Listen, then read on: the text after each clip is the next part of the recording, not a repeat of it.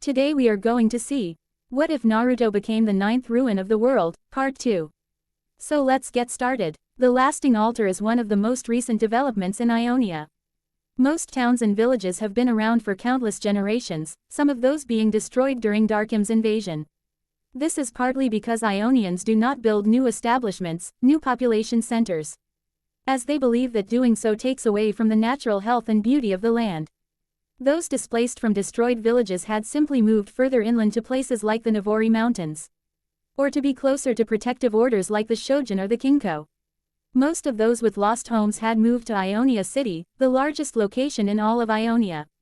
It is here where the lasting altar had been placed, and around it grew the famed capital of the First Lands.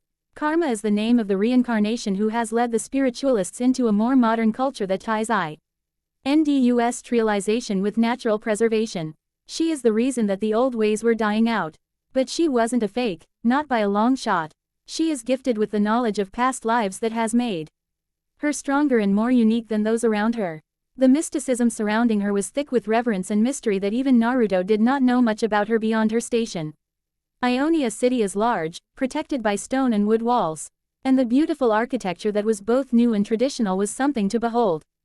Even the kids, who have seen two varying villages, were awed by the sight among the grassy plains.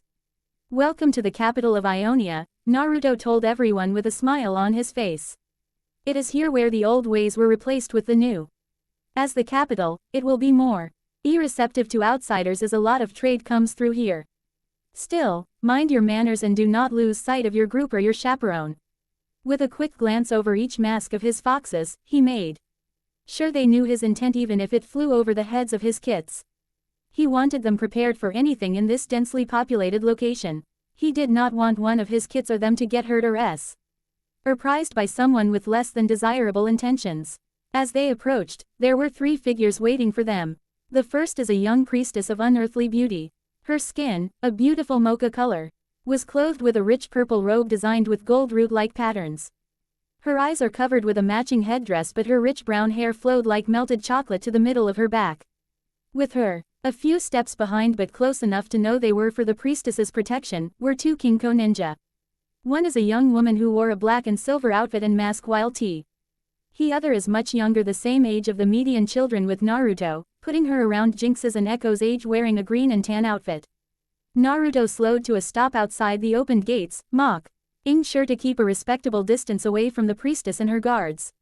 His blue eyes narrowed suspiciously as he looked at the two Kinko ninja before staring at the priestess.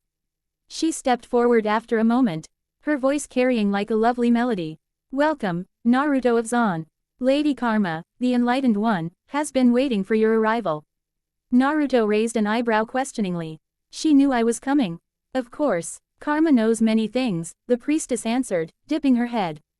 "You are to meet with her at the altar. Your companions are free to travel and explore the city while you are gone." At the thought of him leaving them alone, Powder now gripped his jacket anxiously, a few other young children following her lead.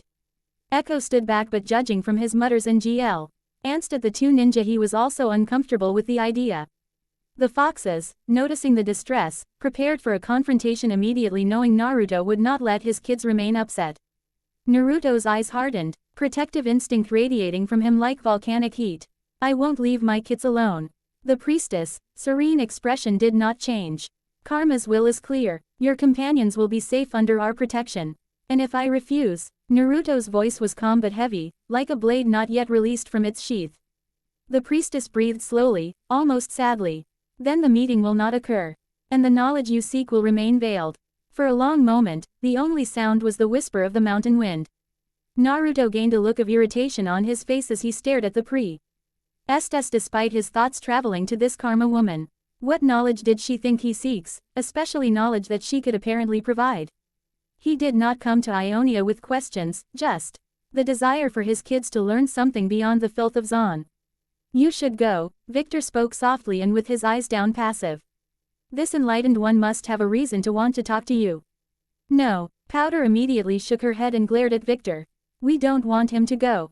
Naruto wanted to agree with Powder, tell the priestess that he won't see Karma without his kids, but Someth in him told him that he will regret that choice. He couldn't tell what, but there was something about this meeting that had his soul moving toward it. "It's okay," Jinx, Naruto smiled and laid a hand to rest on her head, slowly doing the same with all of the kids holding onto him. It will be okay. I want all of you to explore the city with the foxes so that when I come back we can share the most interesting thing we've found. Okay. While there were mumbled, half-hearted responses in acceptance, he turned to the priestess with a stern stare. If anything happens to my kids, he did not continue. Instead, letting the pressure in the air from his magic relay the promise. The priestess only bowed lower, one hand touching the amulet at her chest. No harm will come. The Kinko remained utterly silent, their masks impassive. Naruto exhaled through his nose and rolled his shoulders once, loosening the tension. Fine, I'll go. He turned to the group. Powder's lower lip trembled, but she nodded bravely. Echo scowled, glaring at the Kinko as if daring them to try something. Victor had an unreadable look on his face, but he gave Naruto a single, sharp nod. Caitlyn met his eyes last, her gaze hard but trusting. A silent promise that she would watch over the children with everything she had. She was slowly learning just who Naruto really was, and it was making her trust him more and more. She did not know what it was when it happened, but she felt like she finally had her answer on who he really was as a person. She could trust him, if only, and for that she will protect the kids. He gave everything to care for in this trip. Naruto turned to the priestess and Kinko ninja and motioned his hand for them to lead the way. Blank, blank. Ra. V threw a heavy punch into the battered sandbag, her fist smashing into the center mass with a loud, satisfying thud. The bag jerked violently backward on its chains, swinging wildly before creaking forward again toward her. They've staggered back. Press the advantage, Vander's voice rumbled from behind her, calm but commanding. Without hesitation, V advanced a quick step.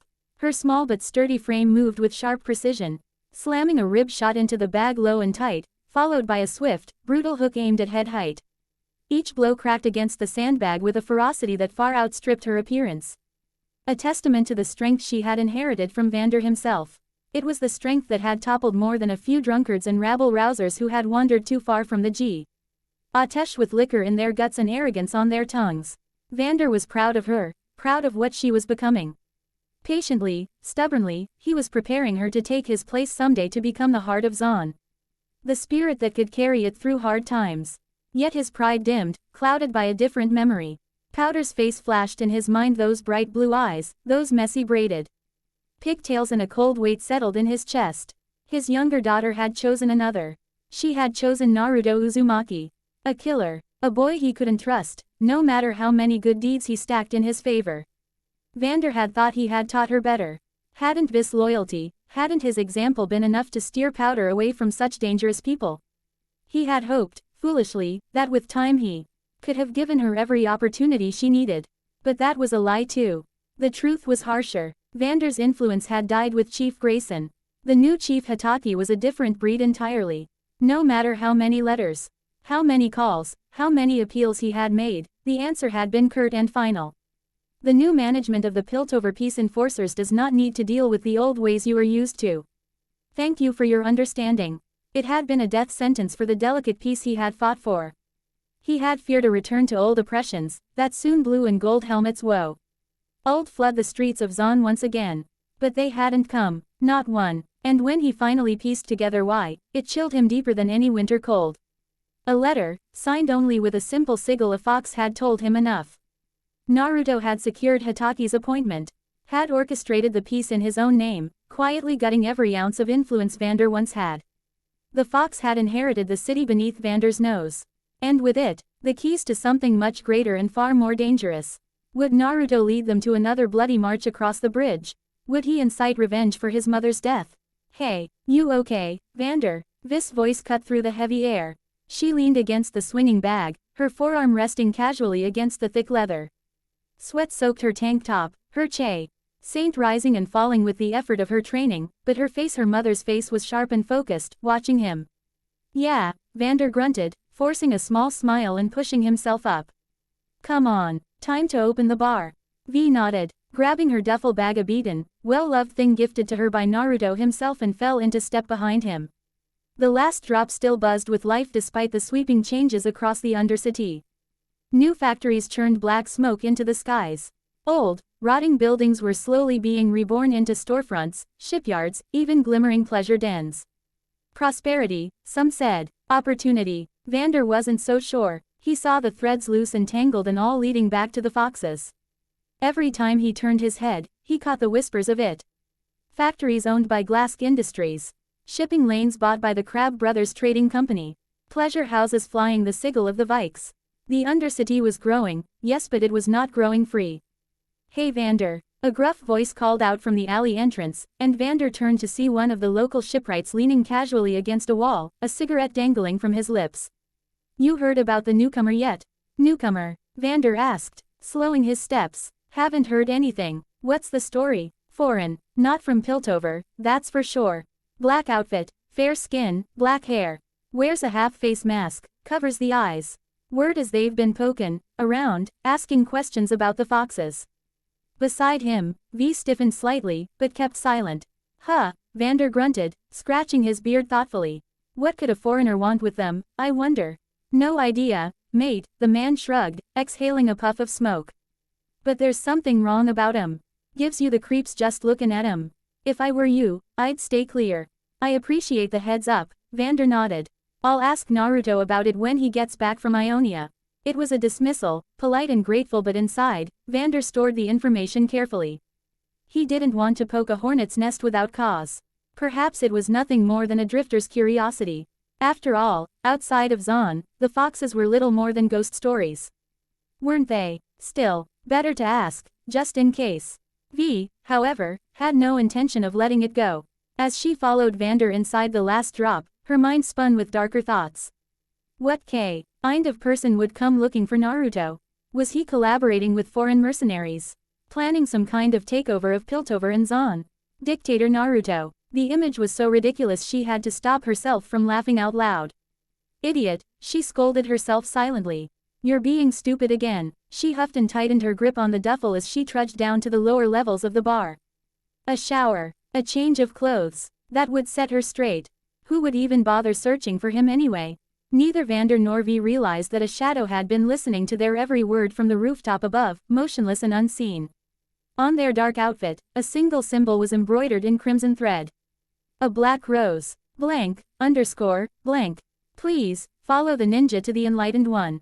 The halls inside the lasting altar were steeped in a heavy, sacred silence. The stone walls bore intricate carvings of ancient wars, blooming trees, and meditating sages, all etched with such delicate skill that it seemed the images might spring to life if one looked too long. Naruto rubbed the back of his neck uneasily, feeling the oppressive weight of history pressing down on him as he followed the two silent Kinko figures deeper into the temple. He still found it strange, almost surreal, that members of the Kinko order were acting on behalf of the lasting altar. Even if there was no visible hostility, he doubted there was real friendship either. The Kinko were notoriously private, guardians of balance who rarely involved themselves outside their own charge. Yet here they were, guiding him through hallowed Ionian ground at Karma's behest. The older of the two women, her hair shot through with strands of silver, her body carrying the compact strength of a lifetime. Warrior stopped before a modest wooden door. Without fanfare, she knocked two sharp, deliberate raps against the frame. A faint voice answered from beyond, muffled by the thick wood, but it must have been permission because the elder Kinko pushed the door open without hesitation. Naruto hesitated briefly at the threshold, his instincts prickling, before stepping inside. The room beyond was simple but warm. Lanterns burned with slow, steady flames that filled the space with a soft, golden light. Scrolls lined one wall while a small brazier in the center released a faint spiral of fragrant smoke into the air. Two figures waited inside. The first was a broad-shouldered man clad in the traditional deep blue and silver armor of the Kinko, his face half shaded by the hood of his uniform. His silver glowing eyes, however, pierced straight through the gloom, sending an uncomfortable prickle across Naruto's skin. The second was a woman, young, radiant, and composed. Her dark brown skin was flawless, her hair woven into intricate patterns that spoke of old traditions, and her green eyes sparkled like sunlight on emerald waters. She sat cross-legged, a posture of peace and poise, yet Naruto felt no weakness from her, only a profound, steady presence. There you are, my aim, the man said, nodding toward the elder guide before his gaze turned to Naruto. His voice was even, deep, but carried an iron edge. And our guest. Greetings, Uzumaki Naruto, the woman said, smiling warmly but with a sharpness to her words that made them feel deliberate. I hope you don't mind the privacy of our meeting. I thought you would prefer what we discuss not reaching the ears of your young companions. Naruto raised a brow but, after a moment's pause, bowed politely despite the tight knot of confusion forming in his chest. Nice to meet you, he said, his voice neutral but respectful. I wish I could say I understood. May I know who is present? Of course, the woman answered, touching her chest lightly. I am Karma, and I am Shen, the broad man said, inclining his head. One of the leaders of the Kinko order. The older woman who had guided him bowed as well, a small smile tugging at her lips. My name is Maim, another of the Kinko's elders. And this, Maim added, gesturing to the younger of the two Kinko escorts, a sharp-eyed girl with a lithe frame and scarlet red eyes that licked from Naruto's face to his whisker marks with open curiosity, is Akali, an apprentice. Akali bowed her head but said nothing, though her attention lingered sharply on Naruto, as if trying to figure out a puzzle only she could see. Naruto gave a polite nod to each of them but kept his gaze returning to Karma. There was a gravity here, an unseen tension that warned him this meeting was anything but ordinary. His arms crossed loosely as he asked, so, what is it you need to speak with me about that you had to pull me away from my kids? Karma's smile faltered just a touch, replaced by something softer, almost nostalgic. In short, she said quietly, I knew your mother. Naruto stiffened, every muscle in his body snapping to attention at her words. She visited Ionia nearly 20 years ago, Karma continued. It was shortly after I had begun to awaken to the memories of my past lives. She helped me understand the path that lay ahead of me. And she was a friend of mine as well, Maim added. Her voice touched with fondness. Even if she would never admit it. She helped my husband and me resolve some difficulties in growing our family. The faint twitch at Akali's shoulders, an embarrassed, almost defensive reaction made Naruto's mouth tighten to a line. A glance between Maim and Akali was enough to put the pieces together. Like Caitlyn, Akali too was, in some small way, another consequence of his mother's journey. Is that why you wanted to see me? Naruto asked, one eyebrow raising. No, Shen interjected, stepping forward. Your mother traveled across Ionia and beyond. She met many of us, forged bonds. And before she departed, she left a request. Karma nodded solemnly. She told us that one day her child would return. And when that day came, we were to pass something on to you. From the folds of his garment, Shen withdrew a shard of deep crimson glass. It pulsed with a heartbeat of its own, casting flickers of scarlet across the walls. Each of us, Karma murmured, drawing her own shard from a hidden place against her chest, carried a piece. Maim produced her own fragment, weathered and jagged, yet shining fiercely as if lit from within. Naruto stared at them, no, felt them. Their power unmistakable even to his untrained senses. These were no ordinary Ionian artifacts. The energy radiating from them dwarfed even the best hextech crystals he had worked with for Jace. Yet for all their brilliance, they did not feel pure. The shards gave the impression of being wounded, somehow fractured, broken, as if they mourned what they had once been. He found himself stepping forward, hand outstretched almost against his will, drawn toward the shard resting in Maim's open palm. The moment his fingertips brushed it, agony ignited along his skin. It was not the pain of fire alone, it was deeper, a branding that seared not just flesh but the spirit beneath. The shard clung to his hand as if alive, sinking tendrils of molten light into his veins. Naruto gritted his teeth, forcing his body to remain upright, even as his muscles trembled from the sheer force invading him. His heartbeat thundered in his ears, deafening, while the relentless drums of some distant, merciless war. He did not cry out. He did not fall, but he felt something ancient rip through him, clawing its way from his hand into his chest. It tore through cloth, tore through will, and buried itself deep inside his heart. Spirits, Maim whispered under her breath, eyes wide with horror. Naruto gasped, the sound ripped from his throat, as a second jolt stabbed into him quicker than thought, puncturing his very core. And then coldness. A sudden deluge crashed over him, soaking him from head to toe. Steam rose where it met his burning skin. Blinking rapidly through the haze, Naruto managed to make out Karma standing with one hand outstretched, manipulating a sphere of pure, cleansing water that hissed against his body. Her expression was tight with worry, fear even. What did you do to me? Naruto managed, voice hoarse, raw. His knees buckled, finally giving way under the assault on his body, and he collapsed heavily onto the temple floor. The world spun. Darkness crept at the edge of his vision. He heard someone call his name, maybe Karma, maybe Maim, but it sounded so very far away. And then, nothing. Caitlin adjusted the brim of her sun hat and took a moment to breathe in the cool, pine-sweet air of the Ionian mountainside. The village they had stopped in Sunada, she thought it was called, was a quiet, cliff-perched hamlet just a mile away from Ionia city with tiered rice paddies and forested ravines. It was beautiful in the kind of way books and expensive framed paintings tried to capture but always fell short of. She would have been lost in the sight of it if not for the voices of the children behind her, playing a game involving smooth stones, bark chips, and a lot of rules that didn't seem consistent. One of the foxes, a woman with smooth, pale skin and striking amber eyes, stood nearby, arms crossed over her stomach and a gentle watchfulness in her stance. She didn't speak much, and Caitlin hadn't yet learned her name politely, only he. Airing that she'd been called Jun once by another fox earlier in the day. Jun seemed more animal than person in many ways, her movements calculated and still, her attention always 3 steps ahead of any of the children. Caitlin glanced down the winding trail they'd taken up to the village, lips parting just slightly as her thoughts wandered not to the children, not to the trip, but to Naruto. She didn't like how often he entered her mind lately. He was difficult, sometimes charming, sometimes insufferable, frequently guarded and cold, only to swing in the next heartbeat to carefree and clever. He was a contradiction, and it irritated her that despite everything, despite his influence in Zon and Piltover, despite the shadows of violence that followed him, despite her mother's warning Abu him, she can say that she trusted him now. Not blindly, but certainly more than she did before she agreed to go on this trip. The memory of him shielding the children during that last encounter in the Placidium replayed again. The way his body had moved, fluid and sure, placing himself between a child and danger without hesitation. His eyes had been distant, like something inside him was watching the situation from far away. Yet the gesture had been purely instinctual. He hadn't needed to be a hero. He just was. That scared her more than anything. People with power were rarely good.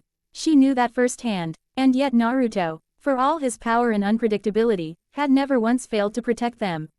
"Miss Caitlin," one of the children asked, tugging on her skirt and breaking her from her thoughts. It was Tala, a girl of about 10 with tan skin and a mop of curly dark hair. She looked concerned, which was strange given the quiet safety of the village. Caitlin crouched slightly to be eye level with her. "What is it? I think something's wrong with Jun," Tala said, frowning. "She's acting weird." Caitlin stood and turned to look, and indeed, Jun's entire posture had shifted. Her back was straight, stiff, the muscles in her jaw flexing subtly. Her golden eyes were no longer relaxed, they were scanning the horizon like a hawk. Without a word, she called on one of the runes she li. RNED, and the glyph grew boldly and powerfully in the palm of her hand. The air shimmered faintly in response. "Stay close," Jun said, her voice sharp and unlike the gentle tone she usually carried. Children immediately sensed the change in atmosphere. Their play ceased. Stones and bark chips dropped to the ground as small feet shuffled closer to Caitlin and the fox. "We're leaving," Jun said, turning to the group. "Now." No explanation, no argument. A pulse of magic burst outward from the sigil burned into her hand, and for a split second, the air collapsed inward with the force of a heavy inhale. Then the world snapped like a taut string. The sensation of being flung sideways and upward struck Caitlin hard, her vision smearing in color and light as the teleportation magic seized her.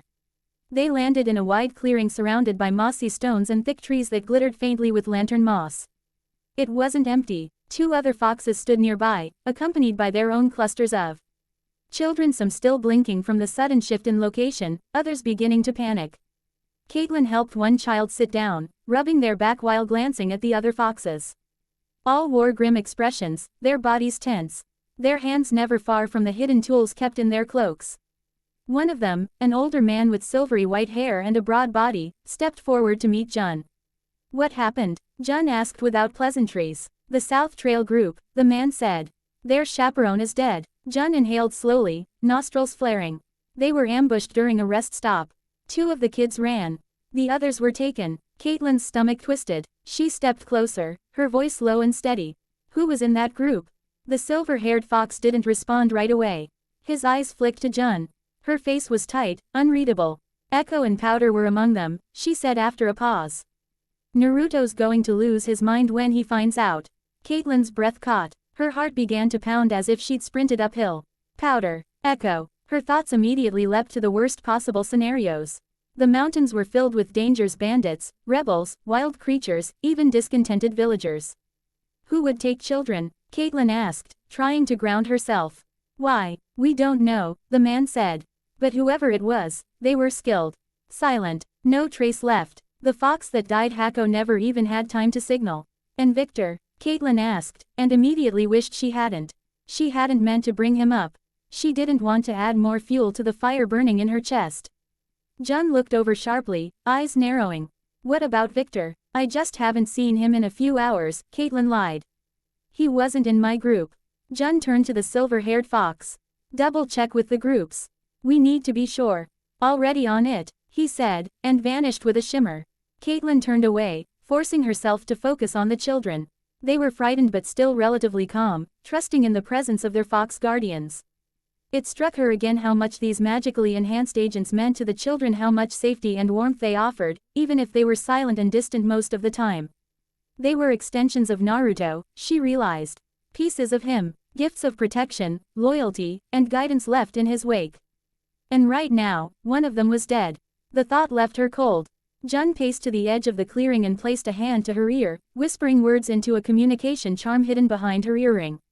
She was calling someone, probably another fox, maybe even Naruto himself, if he was still reachable.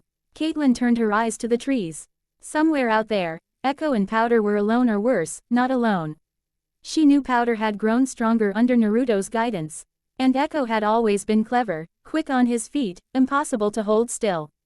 But they were children in a land that still bore scars of war and conquest, a land that distrusted Piltover as much as it did Zon. We need to move, Jun said suddenly. I'm teleporting the children to the lasting altar. They'll be safe there. Caitlin stood and moved toward her. And the rest of us? You will go with the other foxes and find the missing children. Jun's eyes burned with resolve. Her hand clenched once, the only outward sign of her fury. Caitlin had no idea what kind of power Jun possessed, or how far she would go. But she felt that then Naruto wasn't the only one capable of taking lives for the children. She reached for her hat and adjusted it again, jaw tight. Then let's move. Blank, blank.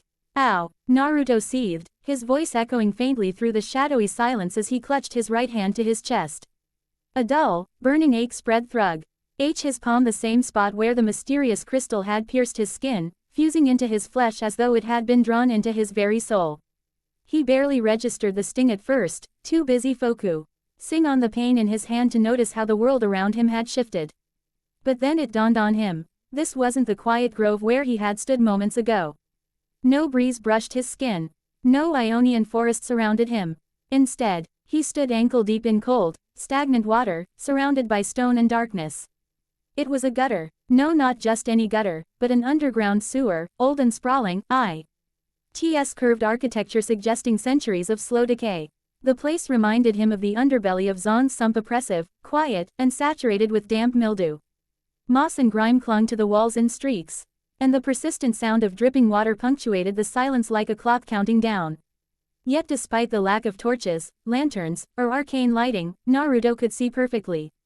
Eve, writhing within 10 yards, was illuminated in crisp clarity, stone textures, old rusted grates, trickling greenish slime, and even small insects scuttling across the walls.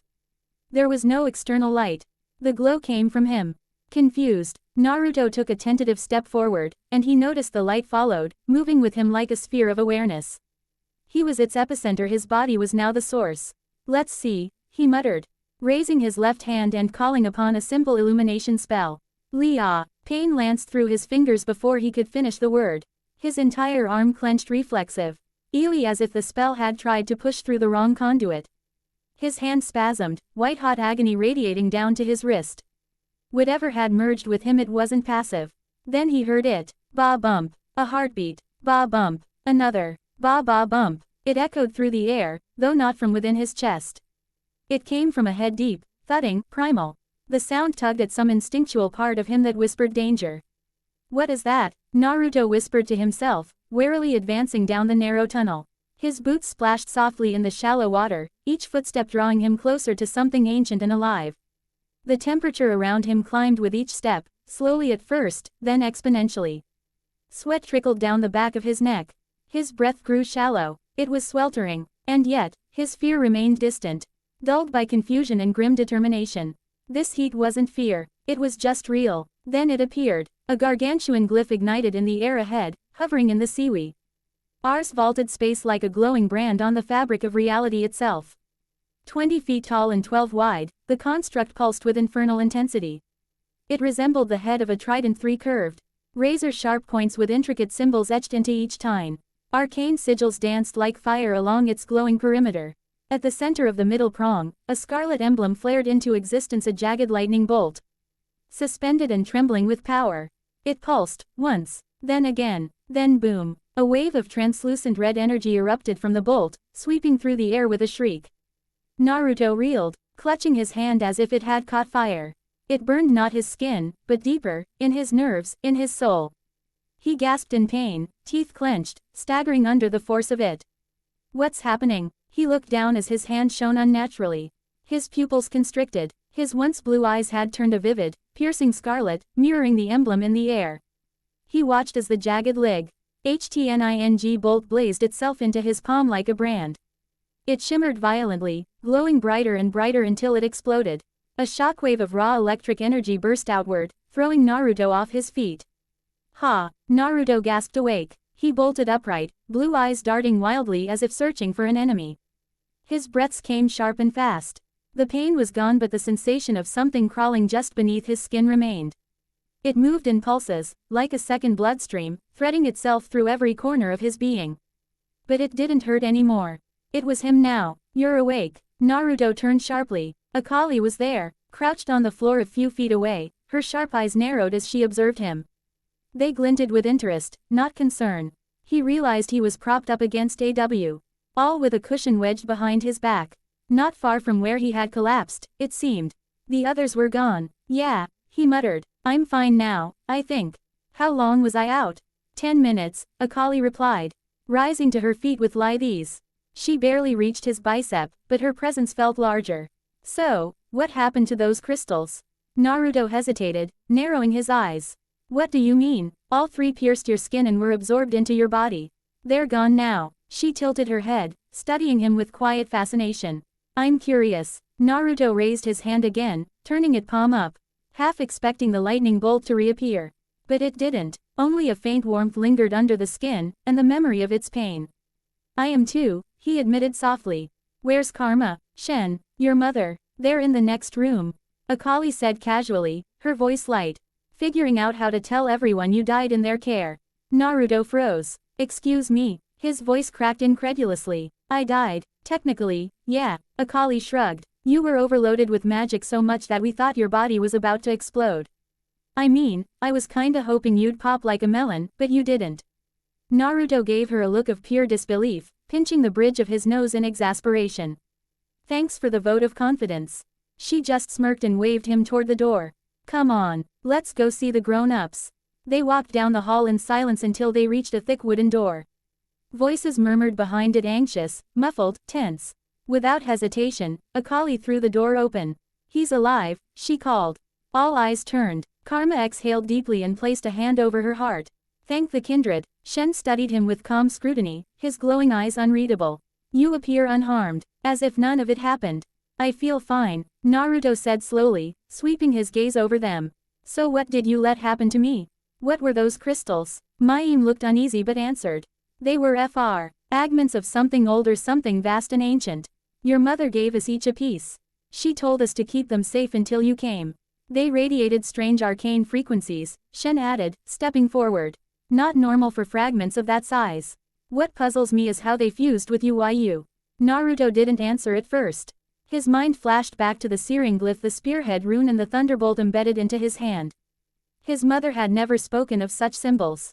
Not in her journals. Not in his dreams. I don't know, he admitted quietly. And with my mother gone, I probably never will. Then, without warning, Naruto felt a flicker in his mind, a teleport spell, forming quickly, precisely to his location. In the next instant, a cloaked fox figure appeared in the room in a burst of light, their hood pulled low. Sir, the fox bowed. We have a situation. Naruto straightened. What happened? One of the groups was attacked. Hako is dead. The children she guarded were taken kidnapped. 2 escaped. We are currently searching. Naruto felt the ground vanish beneath him. His jaw clenched. His heartbeat roared in his ears. No, he whispered. The Ionians were stunned. This kind of attack here? Now, where? Naruto asked, voice suddenly iron. The South Trail. Our agents are combing the woods as we speak. Naruto nodded. Good. I'll teleport in a moment. The fox bowed and vanished. Wait, Naruto. Mayim called out urgently. We can help, let us come with. No, Naruto interrupted, his voice cold. You've done enough. You wouldn't let my kids come to the lasting altar. You wanted them kept apart, just in case. Well, this is what happened. Without another word, Naruto vanished in a swirl of golden wind and crimson sparks, leaving only silence behind. Karma closed her eyes. Mayim bit her lip. Akali looked to the door, thoughtful. Shen simply stared, as if reading the last flicker of Naruto's presence. Suddenly, Akali spoke up, breaking the silence. So, we are chasing after him to help him find the kids, right? Blank, blank. Naruto appeared in a quiet flash of light, the residual crackle of teleportation dispersing into the still, heavy air of the clearing. The scent of blood hit him before anything else, sharp, iron-rich, and unsettling in its freshness.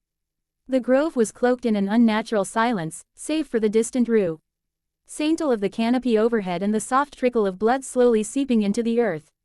The fox who had summoned him stood silently to the side, head bowed in grim respect. Flanking them were two more foxes, crouched low over the ground, carefully examining tracks in the dirt and pooling blood where the fight had ended. As soon as they noticed Naruto's arrival, both snapped to attention, heads dipping slightly. There was no greeting, only the unspoken acknowledgement of grief, urgency, and readiness for whatever came next. Naruto said nothing as he strode forward, his boots sinking slightly into the damp grass beneath his feet. The coppery stench of death thickened as he approached the center of the clearing. There, amidst the torn and broken foliage, lay Hako's body. She had fallen on her side, one arm stretched outward as if reaching for someone, perhaps one of the children. Her eyes were closed, lips parted just slightly, and though her face was smeared with blood, there was an eerie peace about her expression. But the ground told a different story. Puddles of blood had soaked into the path and nearby grass in streaks and bursts, a chaotic pattern of violence frozen in time. Yet Naruto could tell most of the blood did not belong to her.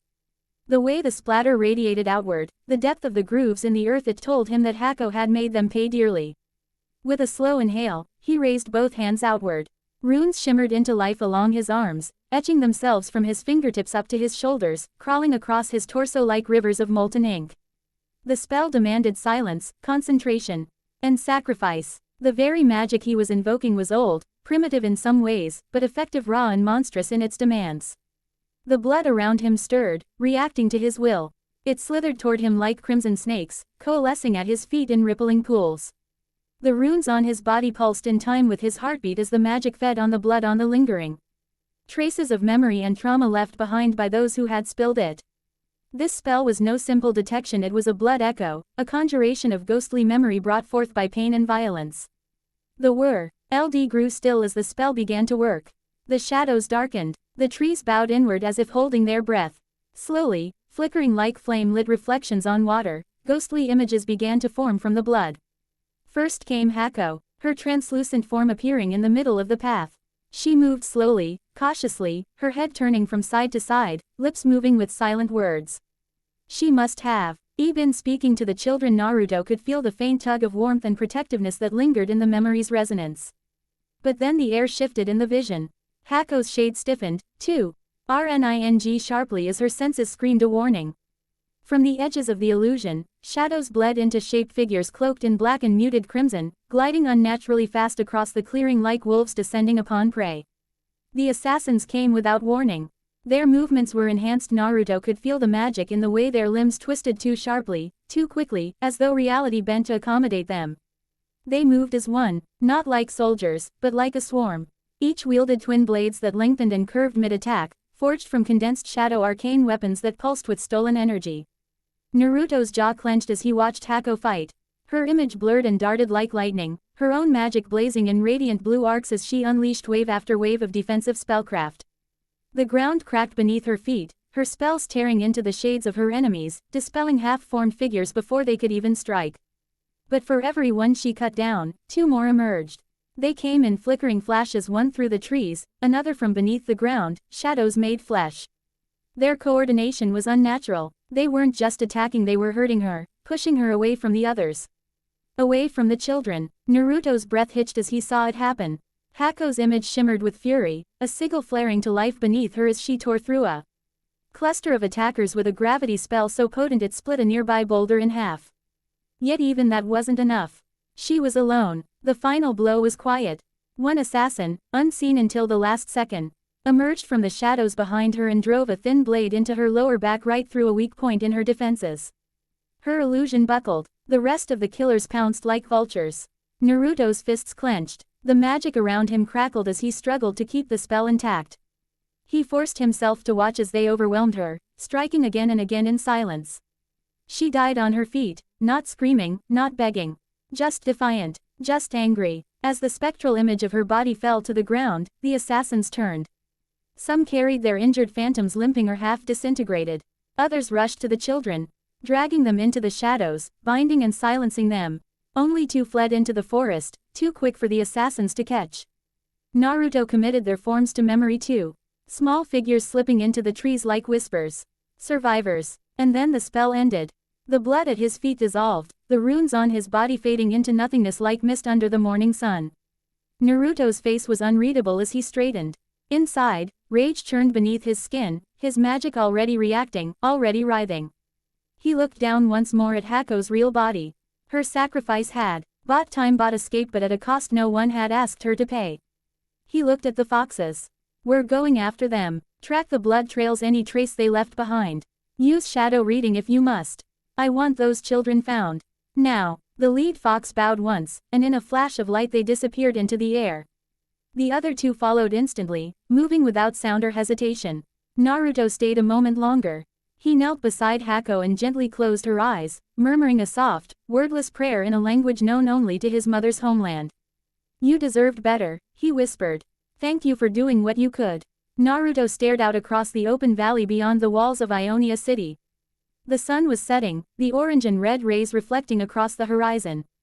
It has been hours and Fox agents had yet to find the trail of the kidnappers or where the 2 that escaped. As night came closer, he feared more than he showed that he will lose his kids.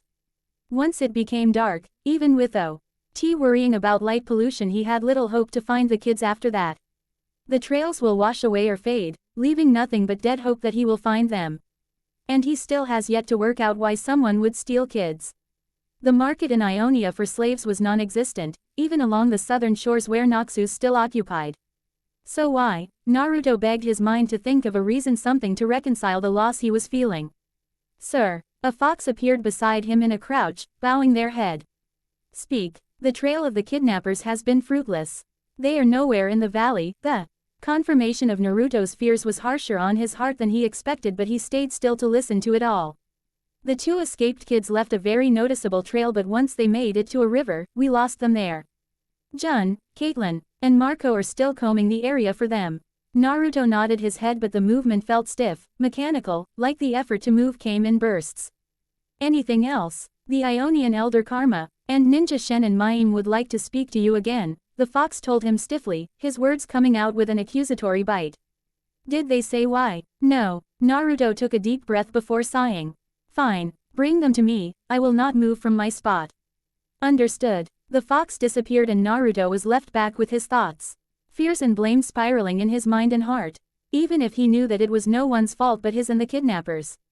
The flash of light broke him from his thoughts, from the negativity, and he turned to look at the 4 Ionians he left earlier that day. This is much different teleportation from my own, Shen remarked idly, his glowing eyes dimming in a way that told Naruto he was recovering from the spell. Good to know, Naruto spoke hollowly. You wanted to speak with me? We want to offer our help, Mayim told him. We want to help. This action happened in our land, in a moment where we said we would protect your people. Our promise of protection was wrong. And we wish to fix that. And no one knows this land better than us, Akali said, speaking out of turn. We know this valley, every cave, ravine, and grove that cool DB used by the kidnappers are where the 2 that escaped could be. Naruto did not say anything, his gaze remaining on the last trickle of light from the sun. As the sky darkened, as night came and brought more shadows to the landscape, Naruto's blue eyes were slowly overcome with bubbling scarlet. Electricity crackled across his irises and lashes, creating subtle arcs of static. He finally turned to the 4 Ionians and, with a voice low and full of controlled anger, he asked them a simple question: what group in Ionia uses shadow magic? The pause that followed was tense and left the Ionians looking at each other with shock and dread, realizing who the blonde was now hunting. It was a bad feeling that they had, especially for Shen, who had the most knowledge on who would be most likely behind the kidnapping. The Yanlei, Mayim answered slowly, hesitantly, as her eyes drifted from Shen to Naruto. The Order of Shadows. They consist of former members of our order as well as other groups of Ionia. Who leads them? Zed. Shen now answered with a stern, low voice. He was another disciple of my mentor, the last Eye of Twilight, but he betrayed us and killed our master. He now Atesh is the sole master of shadow magics and aggressively protects Ionia from all foreigners. Naruto thought back to the shadow that was watching him with the kindred back at the Placidium. He now knew that he was being watched from the moment he made an appearance in this nation. It now put him on edge. Where is their temple? They must have one. We do not know, Shen admitted, and Mayim nodded her head in agreement. We have never had problems here in Ionia City, Karma informed them softly, concern etched into her voice and face. It was haunting that such people had been so close to her her people, and yet she had no knowledge of their presence. She had no idea how to help the blonde even when she wanted to make sure the kids returned safely. Bullshit, Naruto cursed under his breath, but he turned from them before he could see the surprise on their faces. Hey, Akali shouted at him with a bit of anger. We are trying to offer all of the help we can. We're sorry that we don't know everything. If we did, we wouldn't be here just talking about it. That does nothing to ease the stress I have for my kids, Naruto ground out with his back still turned to them. They are my responsibility. They are my family. I am their protector, yet here I am with no way to save them. He now turned to look at Akali, his magical eyes now reddened with unshed tears that struck the young girl. How would you expect me to act? She lowered her gaze and stepped back in submission. Her mother placed a hand on her shoulder, but that didn't help the guilt she felt. I guess I would be more angry if I were in your shoes. ___. OWWW. Echo, please stop. We have to get back to the city, the boy said while following the river in the direction he assumed was the city. His feet trudged through the wet bank of the water, not looking back as his friend tumbled after him from him, pulling on her. They had been walking for hours. It shouldn't be this far. He groaned in his head, but they could not find the large mountain Ionia was built on and around. Echo, she finally screamed, sending a dozen birds fluttering away in shock. He turned around and looked at her in surprise. His wide eyes focused intently on her own pale yellow. She breathed heavily, her hands on her knees as she bent forward to catch her breath, as sweat traveled down her face. Her twin tails flowed with the breeze, even in the moon's light, looking like one of the static discharges of one of her abilities. Zeri, there's no time to stop, we have to. Just listen, Zeri finally shouted, interrupting the boy suddenly. I know we have to get back. I know that we need to return to Naruto. But we won't be getting anywhere in this darkness. Echo took the moment to look around, his eyes drifting across the dense trees and foliage that only made their surroundings darker.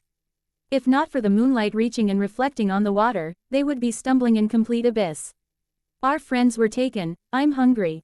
And my feet hurt. Her voice wavered for a moment in thick emotion, tears forming at the edge of her eyes. I miss Naruto. I miss our home. I miss my parents. Echo clenched his jaw tightly. Guilt building until it was lodged in his throat and he lost the ability to speak. He sympathized with the girl. She was one of the only kids with their parents still alive. But they resided with Naruto to hide from one of the more zealous Chembrans after their technology. She didn't have to grow up on the streets alone or without family like he or Powder did, so it was expected that she would be scared this way. He was so focused on getting back to Naruto and to safety that he did not take into account his companion's feelings. I'm sorry, Zeri, Echo finally spoke. As the girl sniffled and rubbed her face. I was so intent on returning and getting help for our friends that I did not think about your feelings. It's okay, she mumbled and rubbed her face more and looked at him. I know you are trying to do your best for both of us. I think that we need to slow down. We did not go that far from Ionia City. If we were going the right way we would have made it or seen it by now. Echo knew he had thought and feared as much, and he sighed softly as he looked at the starlit sky. I had the same feeling. I think we went the wrong way. I wouldn't be surprised if we went closer to the shadowy bastards that took everyone. Zeri sighed loudly and stood straight again. Echo really hoped that wasn't the case. Even if he wanted to go save everyone, he wasn't exactly too keen on doing that alone. Well, not alone, but he didn't want to put Zeri through that as well. Let's take a moment, then, he told her and pointed to some rocks to the side. We can sit there and take a moment before we try going back the way we came. Zeri exhaled loudly but nodded her head and shuffled her feet to the rocks. Her feet are really aching and her stomach growled audibly, making her wince and hold her abdomen. What I wouldn't give for some ramen right now, Zeri bemoaned and finally sat against the small boulder. With chicken cutlet, some Naruto maki. Echo chuckled and sat next to his friend, leaning his head against the rock while imagining the noodle dish. Naruto always made sure that the ramen was made the best. Not one time have I had bad ramen while living with you guys. Zeri laughed and nodded her head, glancing at the boy with an amused smirk on her face. Your reaction when you first had some was hilarious. The way your eyes popped. I never had pork before, Echo admitted with a light blush on his cheeks. We could tell. Zeri leaned her head back and closed her eyes as she imagined the memory. Naruto makes sure we have the best, no matter what he has to do. He's the best older brother any of us could ask for. Echo nodded his head in agreement. He stared off in the distance of the winding river, watching the ripples and runny ing tide glisten and reflect the starlit sky.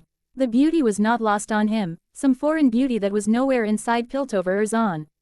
Everything in Zon was putrid and toxic, while Piltover was so high up that their view of the water was uncaring at most. This kind of view, to see something as pure as this, was only thanks to Naruto. The boy really cared for the youth, the future, he would them, and it was not choosing one side or the other. He cared for all children orphaned or parents who were desperate for something more of their nations, bringing in Zonite and Piltovans together. He really cares for all of us, Echo finally said before getting to his feet. Come on, we should. Rustling in the distance stopped his talking immediately and all color drained from his face. He drove PPED to the ground and crawled to lean against the boulder as Zeri made herself as small as possible next to trudging of feet cut through the sound of rustling bushes before a shadow burst past them and towards the water bank. They immediately recognized the black and red colors of the shadow assassins that killed their fox and kidnapped the kids. The man was looking around across the water, silent, and rigid for all but his swiveling head. Did you find them? Echo and Zeri shook when another assassin silently appeared through the bushes, much quieter than the first. No, the first finally said. The tracks lead here but it stops at this bank. They must have tried crossing the river. The second looked at the running water and shook their head. I doubt they would have made it across with this current, and the rapids would take them down in the direction of our den. Then let's go check to see if the others saw them, the first said before dashing away. The second assassin swiftly followed after him, leaving the two terrified children shaking against the rock. It took a few moments before they could feel comfortable enough to relax a bit, although their shoulders were still tense. I think they are gone. Echo crept forward and looked in the direction the two men left. That was close. I thought they would find us for sure. That means they must be nearby, Zeri said as she leaned against the rock. Our friends, too. They're all here. Echo turned to look at his friend and he could see the ideas building in her gaze, in the way she looked after the disappeared men. He was wanting to follow them to save their friends, a feeling he sympathized with but knew it wasn't a good idea. They couldn't risk their lives or the lives of their friends by going in themselves. I know what you want to do, Zeri. But we can't, Echo told her, but she didn't react. Zeri, listen to me. No, she finally answered and now looked at him. Echo, we have to do this. We don't know if we could find Naruto in time or if these guys will stay around long enough to come back for them. This is our chance. And what do you plan for us to do? Echo stressed out as equally loud. We don't have weapons. We barely even know how to fight. We survived the streets of Zon. We know how to adapt, Zeri shot back. We are resourceful. We can do this. Are you going to just leave everyone behind? Are you going to leave Jinx? Echo winced at that and thought of his blue-haired friend. He clenched his jaw and turned away from his fiery friend, the electricity in her eyes caused by her emotions lighting the clearing slightly. No, he mumbled and hung his head. I'm not going to abandon them or her. We can do this, Echo, Zeri said, more softly this time, and she put her hand on his shoulder. Are you with me? Her voice cracked at the end, not out of fear but out of urgency, of a determination burning deep inside her. Zeri's hands clenched into trembling fists, her whole frame saintling with electric energy that fizzled around her fingertips like a storm barely held at bay. Echo stared at her, caught between reason and instinct. He wanted to protect Powder. That was the whole reason they were out here in the first place, to find Naruto and save their friends. But in Zeri's face, he saw something raw, something familiar. That same reckless, stubborn hope that Naruto always carried like a torch in the dark. I don't want to leave them, Echo admitted again, his voice low. But rushing in isn't the same as saving them. Zeri nodded, but her eyes didn't back down. Then we don't rush in. We sneak. We watch. We figure out where they're being held. And if we can't save them ourselves, when we have something, anything, we go back and tell Naruto or the Ionians. That's how we help. Echo's breath hitched. He could already hear Naruto's voice in his head, telling him to keep Zeri safe, to stay alive, to never take unnecessary risks. But Naruto also believed in them. Treated them like they weren't just kids, but people capable of making choices, of shaping the world. He cursed under his breath. Fine, Echo muttered, standing up and brushing his hands against his shorts. We follow. From a distance. No heroics. First sign they've doubled back and we run. Deal. Zeri grinned, tired but proud. Deal. They made their way along the riverbank with painstaking caution, hiding behind reeds and fallen logs. Slipping between trees like ghosts. They were careful not to touch the water. The assassins' comments about the current taking someone downstream were still fresh in their minds, but it gave them hope. Their words meant that wherever they were hiding, it was in view of the river. It didn't take long before they heard murmurs again, voices echoing faintly from what looked like a rocky incline halfway buried beneath thick roots and vines. A narrow entrance led into what might have once been a cave or shrine, now twisted into something darker. A pair of red glowing lanterns burned dimly outside it, barely visible through the brush. Zeri and Echo ducked low. We found it, Echo whispered, heart pounding in his chest. Their den. They stayed still, listening. More voices came, at least 4 or 5. Some were speaking in Ionian, others in an older tongue neither of them recognized. One voice stood out, cold, commanding, completely without empathy. Keep the children separated. The older ones can be converted. The young, they'll be used to awaken the coffin.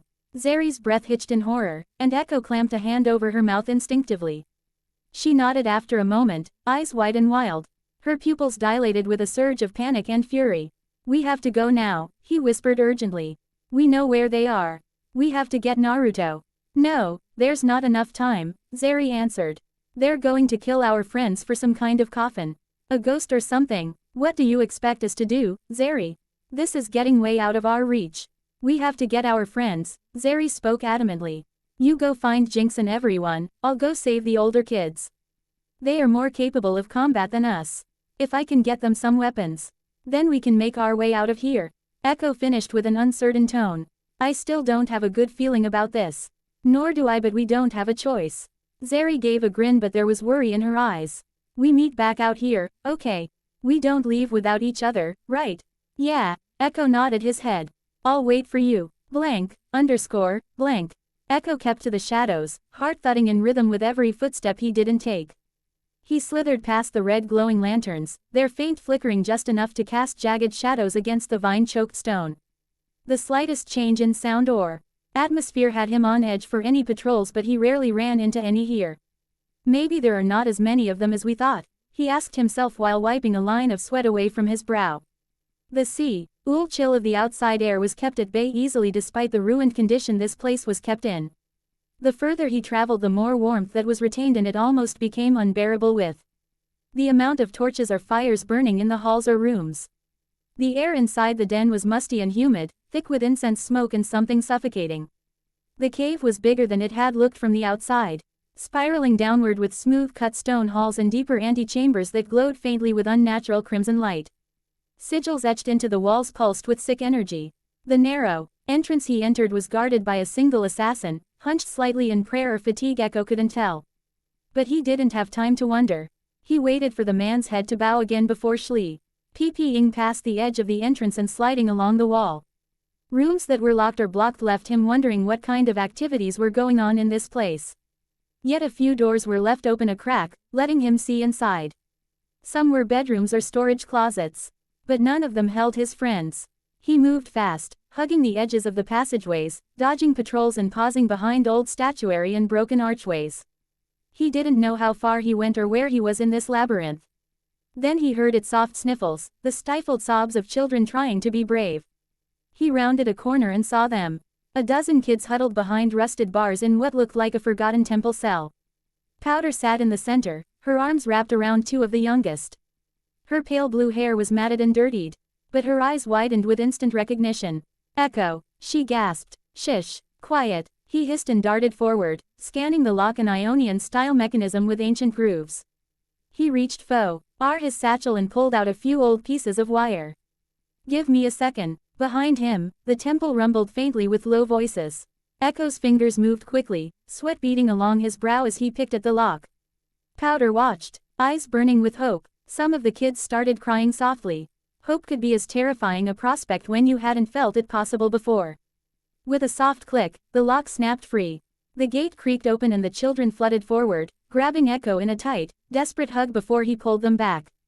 We don't have time. Quiet and close behind me. We're leaving. They crept back the way Echo had come, darting behind old columns, careful to avoid the flickering eyes of the guards. The moment they reached the outer chamber, a sudden, earth-shaking boom exploded from deeper in the shrine.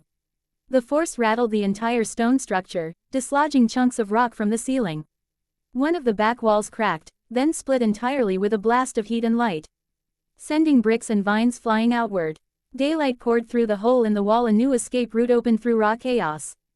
Zeri, Echo whispered, a mixture of awe and dread in his voice. She must have found something explosive, old arcane fuel, maybe. Maybe she made something on the spot that sparked with her electricity magic. Come on, he shouted, waving the kids toward the breach. One by one, they sprinted through the hole and into the trees beyond. Echo ushered them out, then took Powder by the hand. As they reached the safety of the tree line, more explosions shook the earth.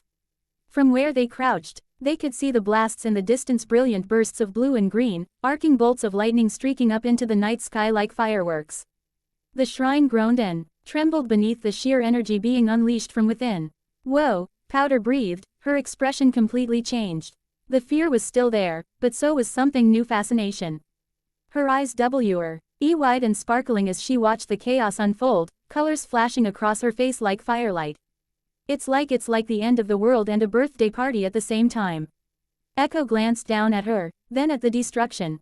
Zeri had clearly gone all in, something not akin to who she was. He had to hold back the question of if it was really her that caused all of this, because it caused his anxiety to spike. You think she's okay? Powder asked, eyes flickering with uncertainty as she imagined the damage of her own explosive creation. Echo nodded, though worry still twisted his stomach at his own internal questions. She promised she'd meet us here. She will be here with the others, don't worry. They huddled at the edge of the forest, watching the dancing destruction consume the shrine in light and sound. More explosions burst upward, lighting the trees with brilliant flares. Every boom, every streak of flame and shock, seemed to reflect off Powder's smile as if the chaos was painting something inside her. She's amazing, Powder whispered. Echo exhaled. Yeah, she really is. Victor's breath came in shallow bursts as he braced himself against the rock face, the weight his leg braced, dragging like an anchor with every step. The metal scraped against the worn fabric of his trousers, chafing through damp cloth until his skin felt raw beneath it. He had long since lost sight of the path that had brought him here, if it could ever be called a path at all. Just a line in the form of a weathered dirt path through the thick forest, a barely noticeable way up the mountain and to his supposed destination. Shrine at the peak, forgotten even by wind, where the first spirit blossomed. He had given the fox a direction and a reason. Not a lie, but far from the truth. Now, alone on the mountain, he was unsure if he'd be able to return at all. The wind came sharp at this elevation, laced with the bite of altitude and the indifference of nature. His coat snapped against him as he staggered into the open clearing near the peak. There was no shrine, only a flat expanse of windswept dirt, patches of brittle grass, and the encroaching hush of evening. Victor collapsed to his knees. Then further, until he lay curled on his side, his back aching and his leg completely numb. The brace dug into his thigh, but he could no longer feel it. A slow frost had begun to spread through him, not from the cold, but from within, from veins gone glassy and stiff with the silent progress of his ailment. Every beat of his heart felt sluggish. Every thought, distant. He wiped the sweat from his brow with a handkerchief, though it felt like he was cleaning someone else's face. So this is it, he muttered, voice thin. Is this where my ailment ends me? The absurdity of it almost made him laugh. Not a lab accident, not a failed experiment, not even one of Zahn's riots. A mountain, And his own ambition. The magic of this continent accelerated it, he scoffed, the corner of his lips twitching upward in a bitter, crooked smile. How idiotic. The grass beneath him should have been cold and dry, brittle like old straw. But something had changed. There was warmth and color. His fingers brushed soft petals. When he blinked, the ground around him had bloomed into a quiet riot of flora blues, greens, and radiant pinks. Spirit blossoms, unmistakably. Their energy hummed just beneath the surface. Not loud like Piltover's hextech hum, but resonant like a breath held between heartbeats. A pink blossom, delicate and soft as silk, landed gently on his hip. He stared, then sat up slowly, confused, eyes searching for its origin. "Where did you come from?" he murmured, holding the blossom between finger and thumb. "It was me," came a voice, light and unhurried. "I put it there." Victor startled, twisting around quickly, too quickly. His bad leg jerked and his vision flashed white for a second as pain shot up his spine. The voice belonged to a man sitting calmly on a moss-covered stone. His robes were flowing, layered in soft blues and petal pinks, interwoven with black etchings like bare branches or veins through marble. He wore white socks and wooden geta, the latter sunk only faintly into the dirt. As though gravity didn't fully apply to him. Victor's fingers tightened around the flower. "Who are you?" The stranger smiled, slow and knowing, and tilted his head like a bird regarding an insect. "Does it matter?" he said. "You climb my mountain, die halfway to my doorstep, and the first thing you offer me is suspicion." "I didn't think anyone lived up here," Victor replied carefully, forcing his voice to remain calm despite the tension rising in his chest. "I'm sorry if I trespassed." "No harm done," the man said with a dismissive wave of his hand. "Most don't come this far. You're one of the rare ones." The way he said it made Victor's skin crawl. Not one of the few, but one of the rare. As if he were a specimen. A curiosity. Still, there was no hostility in the man's tone, just bemusement. "I was following a lead," Victor explained after a moment, his scientist's voice returning. "I found mention of this peak in an old record. A nameless mountain, with only scientific deduction to lead me here, and the words, 'where the first spirit bloomed.' I wanted to see if there was anything left. A ruin, a monument, plenty of spirit left," the man said with a chuckle, gesturing to the blossoms now surrounding them. "Though I suppose you're looking for something more tangible." Victor looked down at his leg, and only now realized the ache had less and faded, even. The joint wasn't seizing, the skin wasn't burning. He reached down and touched his brace, then slowly the flesh beneath. No pain. "Curious. These flowers," he said, holding the one from his hip again. "This is a spirit blossom, right? I know them. They've existed for centuries, maybe longer." "Millennia," the stranger corrected, smiling proudly. "They're my creation, actually. My first, and in many ways my finest."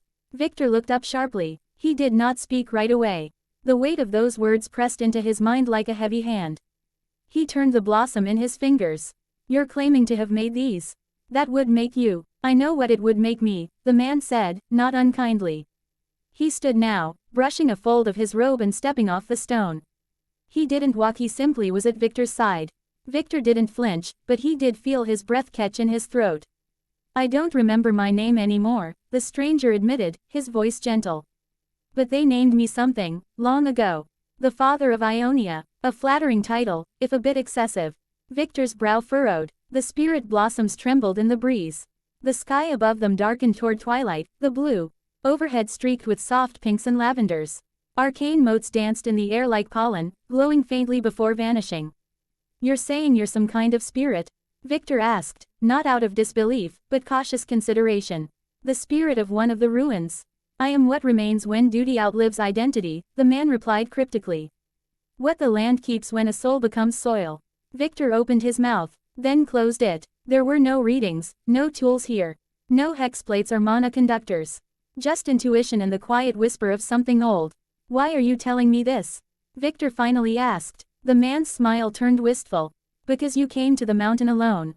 You sought me out for answers. Not power, not conquest. Even when you're dying." Victor's throat tightened. The man continued. "But you don't have to die, Victor." "Not yet." That made Victor freeze. "You know my name. I know everyone who steps on my soil," he replied.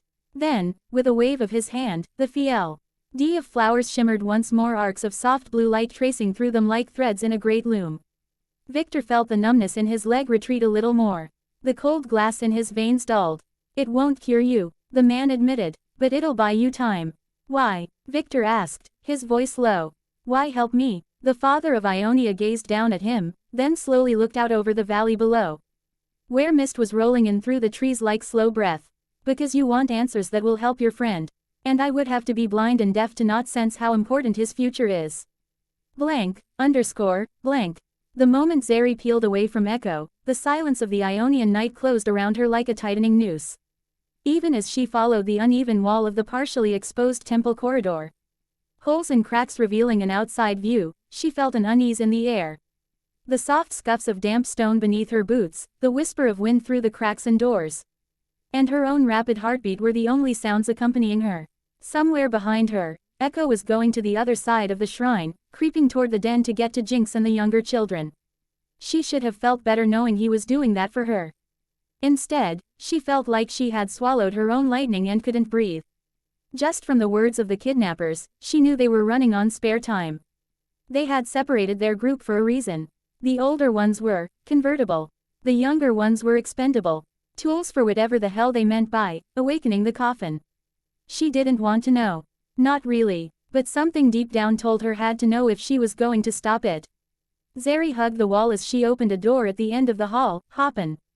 Gee, it would lead her to the deeper chambers where they were keeping the older kids. The darkness here was thicker than before, tangled with ivy growths from the outside and deathly silence. The air gave her a bone-numbing chill and she felt like something was watching her, something that wasn't the rats inhabiting the walls. Ignoring her desire to turn around, to look elsewhere, anywhere but here, she continued further. The further she went, the less it felt like a shrine and more like the edge of something ancient and hungry. Then the first explosion tore through the halls, sending smoke and stone rattling through. Zeri nearly hit the ground in fright, her hands clamping over her ears as a wave of fire and sound rocked the world behind her. Stone groaned as the cracks and holes got bigger. Rats scattered in panicked hordes. She could taste ash and dirt, and bruises forming where the docks landed from the ceiling. Another explosion followed, brighter and sharper, blue and red flame licking the ceiling further down the hall in tongues of wild, uncontrollable heat. Her instincts screamed at her to run, to escape, but her brain was telling her to stay calm. This isn't the work of the kidnappers.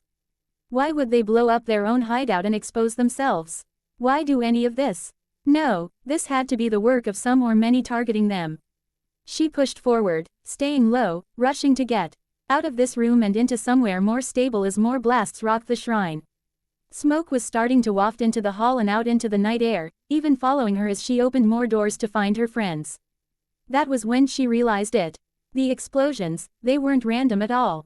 It's not the work of someone looking just for the maximum amount of damage. They were targeted, precise, timed to punch holes in specific sections of the rock wall, exposing the halls and corridors to the outside. Whoever was doing this knew exactly where to strike. She slowed as she reached a section that could have been a prison at some point. With the explosions destroying much of the hideout, she could see the outside from a gigantic hole. On top of that, she found doors locked and magically sealed by shadowy runes that made her stomach churn looking at them. But further inside on the floors are bodies of some of the kidnappers, their red garb covered in soot and dirt as some were even covered in rubble. That was when she heard laughter. Zeri froze, barely having time to hide behind a fallen section of the wall. A figure leapt from the ridge above the exposed wall and landed gracefully on a large stone. Balanced with the ease of someone who knew this kind of terrain. Bright blue hair, now laced with streaks of black and pink, hanging in two long braids that swung in the wind like a banner of chaos. And it must have been chaos, as the minigun and shark-faced rocket launcher told her that this woman is responsible for all of the explosions. Then a giggle escaped the woman's lips, drawing a gasp from Zeri as she knew that laugh, but it was drowned out by the arrival of another. Another figure materialized next to her, literally, blinked into place with a shimmer of violet-blue light. Short dreadlocks of white hair, longer than what she was used to, but it was clearly him. Older, wiser looking. He crouched beside the woman, resting a heavy-looking bat on his shoulder. Zeri covered her mouth to prevent any more shocked noises from escaping as she remained partially hidden, her pulse roaring in her ears. She knew them. That was Powder. That was Echo. But they were older, hardened, worn, covered in new scars and wearing strange gear that shimmered with metal threads and runes she didn't recognize. They had this coming, future Jinx snarled as she drew a modified launcher from her back. I told you I still remembered the location of this place. Shadow Order bastards. Look at all these little hidey holes.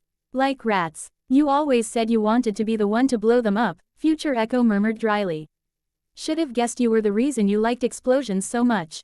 Jinx cackled. You should've. Self-fulfilling prophecy, baby. He grunted, scanning the outside for a brief moment. His blunt weapon lightly smacking his neck as he thought to himself. Still think coming to the past was a good idea. I don't think, I know. We need the secrets of the sarcophagus. It's here somewhere. You said you remember hearing them talk about it. We need to know what the fragments are doing to him, and this was the only piece he never found. And if we're wrong, we're not. Despite the vicious snarl from Jinx, the duo moved fast for the stone wall at the end of the hall. They moved so fast that Zeri barely caught their shadows. Jinx flipped up a cylindrical scanner and passed it over the wall before wiping the wall with her hand, exposing a circular indentation in the stone. Echo immediately pulled out and pressed a circular disc into the carving and let it sink with a hiss. With loud scraping sounds, a hidden door slid open with a moan of dust and crumbling stone. Zeri stared with wide eyes, unable to move. She expected a lot from the world, even not truly Serper. ISED by something like bandits threatening the lives of her friends, even though she knew Naruto would protect them. But to see this, her friends but from the future back to the past, her present, to save someone. Well, it was a little hard to believe, ain't it? Echo was the first to slip into the opening, revealing a lamp from his belt, and led the way. Jinx began to follow, but she slowed to a stop, her eyes narrowing slightly in the dim light before she turned around. It took a moment as her pink eyes darted back into the hall before settling directly on Zeri. Zeri's breath caught in her throat. Jinx didn't smile, not the way her present self did, or like she did when first appearing. There was sadness in her expression. Regret. A crack in the usual chaos. Zeri, she called softly. Future Echo appeared almost immediately. His face appearing around the corner, his eyes glowing a light blue tint, but they stared at her in surprise. You weren't supposed to see us. Zeri stood slowly, Han. DS half raised as if they would attack her. You're really them. Her voice cracked. Just older. Unfortunately, Echo muttered, stepping forward with care. We didn't plan on being seen. G.U.S. You were always good at getting where you shouldn't, huh? Why are you here? Zeri asked, still stunned, trying to grasp the situation. Why, what are you doing here? How? Jinx spoke first, quiet and serious. Naruto, something happened to him. Jinx, Echo warned sternly as his glowing eyes turned to her. She's not supposed to know. It's too late for that, Echo, Jinx hissed, and her pink eyes annoyedly turned to her friend. She might as well know. At least someone can be prepared for what's to come. Echo sighed but did not argue, simply hanging his head in protest. Jinx turned back to Zeri and continued what she was saying, speaking low and serious. Naruto was collecting fragments left behind by his mother, pieces of the world runes, but something happened. He said he had a few left to get, but somewhere along the way it twisted him. It's not his fault, but he's not himself anymore. Zeri blinked. Twisted him? You mean corrupted? Echo nodded grimly this time, raising his head. He's being used, controlled, manipulated, whatever you want to call it, but it's not just magic, it's something more, it has to be. Naruto is too strong in the arcane. We hope the ruins. Sarcophagus contains clues to breaking the bond or whatever link it is. That's why we're here, Jinx said. To change things. To stop what happens to him before it starts, or find a way to put an end to it in our time. If we don't, she trailed off, staring off as if reliving a memory, a haunted look growing on her face. Then everything really is doomed. While Echo put a comforting hand on his friend's shoulder, Zeri struggled to breathe. The man that was like an older brother to her, who had taken care of all of them, was being controlled in the future. And his power was being turned on those he loves. Can I help? No, Echo said, fast and firm, shaking his head. You already are, just by being here. But you can't interact with us. You're not supposed to know. Can you really save him? Jinx nodded her head immediately, but Echo seemed more apprehensive while giving an answer. Damn straight, she said before cracking a grin. Isha wants more family movie nights, and we haven't even finished Little Cabin in the Valley. Isha, Zeri repeated, confused, but Echo immediately began shushing them. Okay, that's enough future spoilers. He gave a warning stare at Jinx before looking at Zeri. You need to go get the older kids. They're down the tunnel that way, he said, pointing to a side hall. Guarded, but not so much with our attack. You'll be fine. And Zeri, Jinx added, tone suddenly serious. Don't tell anyone, not even Naruto. If he finds out we came back, the timeline fractures. And everything becomes pointless, Echo finished grimly. Zeri nodded slowly. I understand. Good, Echo said. Now go. We'll handle this end. Jinx winked. Tell me I said hi.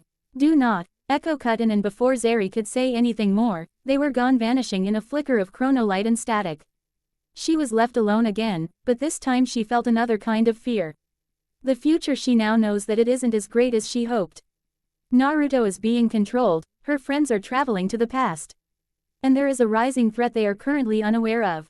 The fragments, the world runes, slivers of primordial magic from the dawn of creation. Naruto is finding them, using them, but they are corrupting him. Or they are leaving him open to corruption. Zeri swallowed thickly but clenched her jaw resolutely and began her way for the older kids. I have some training to do if I want to be prepared.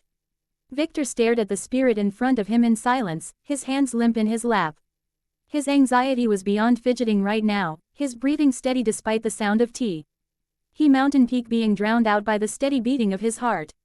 Despite his ailment being pushed back to a tolerable ache, he almost wished his sickness had finally taken him. Are you sure? I have no reason to lie to you, Victor. The father of Ionia said with a serious tone. Naruto is the end of this world, that path has already started.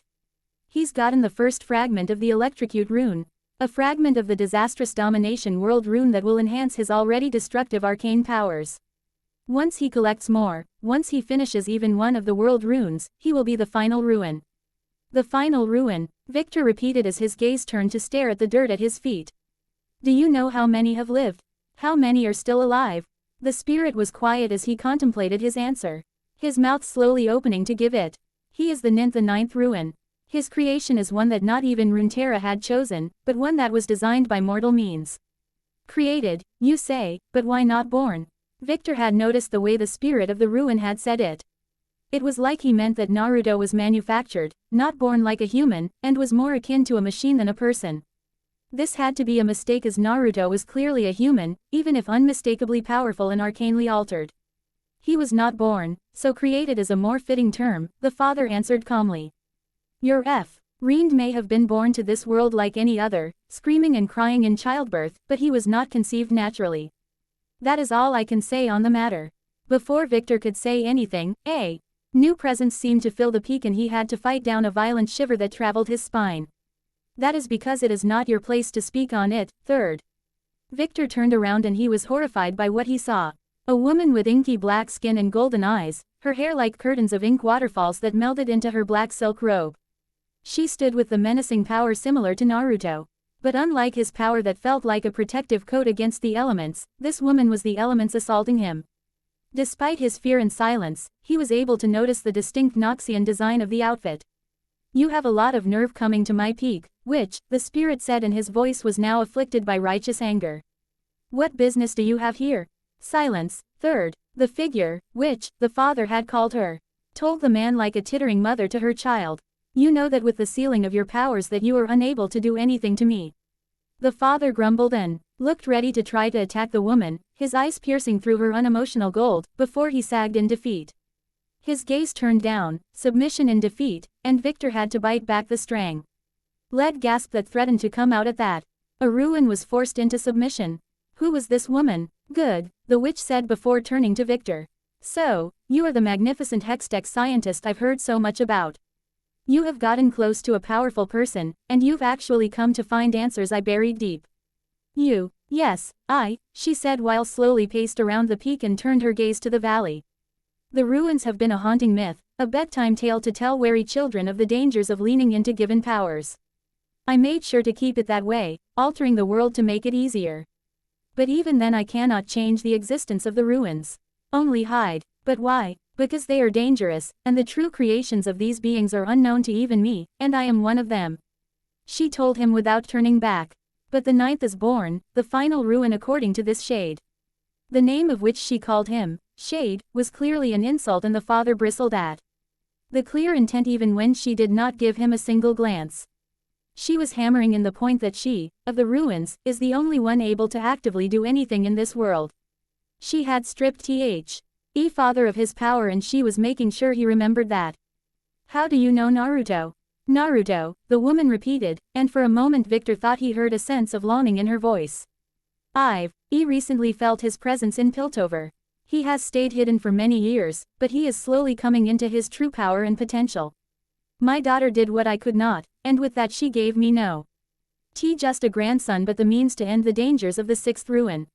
Victor could not help the panic that rose in his chest through the woman's slow speech, until the very end where the final statement was given that rocked his world. Grandson. Naruto is your grandson. Indeed, it was a surprise to me, too. The woman finally turned to look at Victor and he knew that she was not lying. Call it intuition, call it a gut feeling. But just looking at those emotionless golden eyes he could tell she was not deceiving him. But he kept his guard up still, knowing that he cannot just trust this woman's word solely. Kushina was my daughter, my beautiful girl. She was everything a mother should be proud of, but as disappointing as nature is, she felt that she had to leave home to find her own way. Her damned father, the way she called her supposed lover, the father of her daughter, gave Victor the feeling there was no true love there. Her father agreed, and with that my girl left. She traveled the world, finding some of these world runes and fragmenting them, leaving them in people's hands in every region. All for Naruto to find. She trailed off at the end, her gaze turned away as if she was trying to figure out what Kushina was thinking when doing this. Victor let it, not having a position to argue for more, and took the moment to think over her words himself. Kushina is leaving, world rune fragments in all of the regions for Naruto to find. That aligns with what the father was saying about the fragments, giving a bit more insight into the spirit's limited knowledge.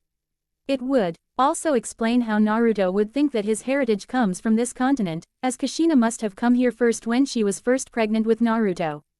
That means that she went to multiple regions in the span of up to 8 to 9 months, likely with teleportation, as that's a lot of distance to cover for anyone in that time frame. All to finally end at Piltover's Undercity, where she would give birth to Naruto. And even save Lady Karaman during pregnancy with Caitlyn. Yeah, that was a fact he was able to learn about when he found out Caitlyn was coming on the trip. I assume you are wanting to get in contact with Naruto and take him with you back to Noxus. The witch turned to Victor at his question, and despite not having a mouth or an expression, he could tell that she was amused by his statement. Normally, yes, I would have, as he is all I have left of my daughter. But now his growth is much more interesting to see than to have him sheltered in my group. Although, showering him in every need he could want, wealth, women, and even control is still tempting even to a grandmother like me. No, his future is much more fruitful on his own. But that doesn't mean I can't have someone watching over him for me. Victor swallowed at the way she looked at him when she finished her final sentence. You mean me? You could say no and I will find someone else, she said softly and turned away. But I think that it would be best that you accept. Eventually, Naruto will come looking for his family, and when he does it would be better for you to be the one to lead him home. As his friend, at least. I'm sure you feel obligated to help him. Friends. He wasn't too sure that Naruto felt that way about him. Granted, he did allow me on this trip, Victor thought to himself softly. What do you say, Victor? Blank, _ blank. Hina, take your group and scout the lower levels. Yes. Chris, take your group and clear out the main floor. Yes, sir. Naruto look at the smoldering ruins of an old Ionian shrine, one he assumed dates back before the worship of the new ways. It was a disaster, wrecked with explosions he had seen from Ionia City, but he wondered what kind of war was waged here. That was, until he found the first body and recognized the outfit of the kidnappers. The kids are here, find them. His repeated shout didn't settle long before shouts and heavy breathing could be heard. Naruto, we're here. The blonde spun around to see the group of kids he's been searching for, and relief flooded his body immediately. He took a few IED steps forward before dropping to his knees and took the first group of kids he could fit into his arms for a hug. He pulled back and began looking over each of them, brushing aside hair and turning cheeks for bruises and cuts. What happened? How are you guys out here? What happened to their hideout? Zeri began blowing it all up. One of the young kids shouted while being fussed over. She and Echo saved all of us. Naruto paused at that, his eyes glancing in the direction of the two. Is that so? He did not stop long before resuming his scan of the kids, finding some cuts and marks but nothing life-threatening. Well, I'm just glad all of you are fine. Asha, your group is to look over the kids and make sure they are fed and cared for. Yes, sir. The female fox bowed before waving the kids to follow her. Echo, Zeri, Naruto called before those two could follow their friends. Come with me real quick. The two shared a look between themselves before listening to the older blonde, trailing after him as he walked away. Not you too, Jinx, Naruto said without looking around. But Jinx, Naruto said again but this time more sternly. Listen to me. The girl bowed her head, her longer hair shadowing her downcast stare, and she shuffled her feet. It wasn't often that Naruto acted so serious, so sternly, to any of them. She was actually believing he was incapable of being anything but carefree and grinning with them. Please, Jinx, I have questions I need to ask them and if needed I will talk with the rest of you as well. Naruto's voice was softer this time, his EYs squinted in the way that expressed unconditional love and care. Okay, she mumbled and slowly turned around, casting a look at her friends before walking away. Naruto waited until she was gone before looking at Echo and Zeri. The two of them avoided his look, clearly expecting to be in trouble or chastised, and he exhaled through closed teeth. Calm down, you two, you're not in trouble, Nally told them and they looked up at him.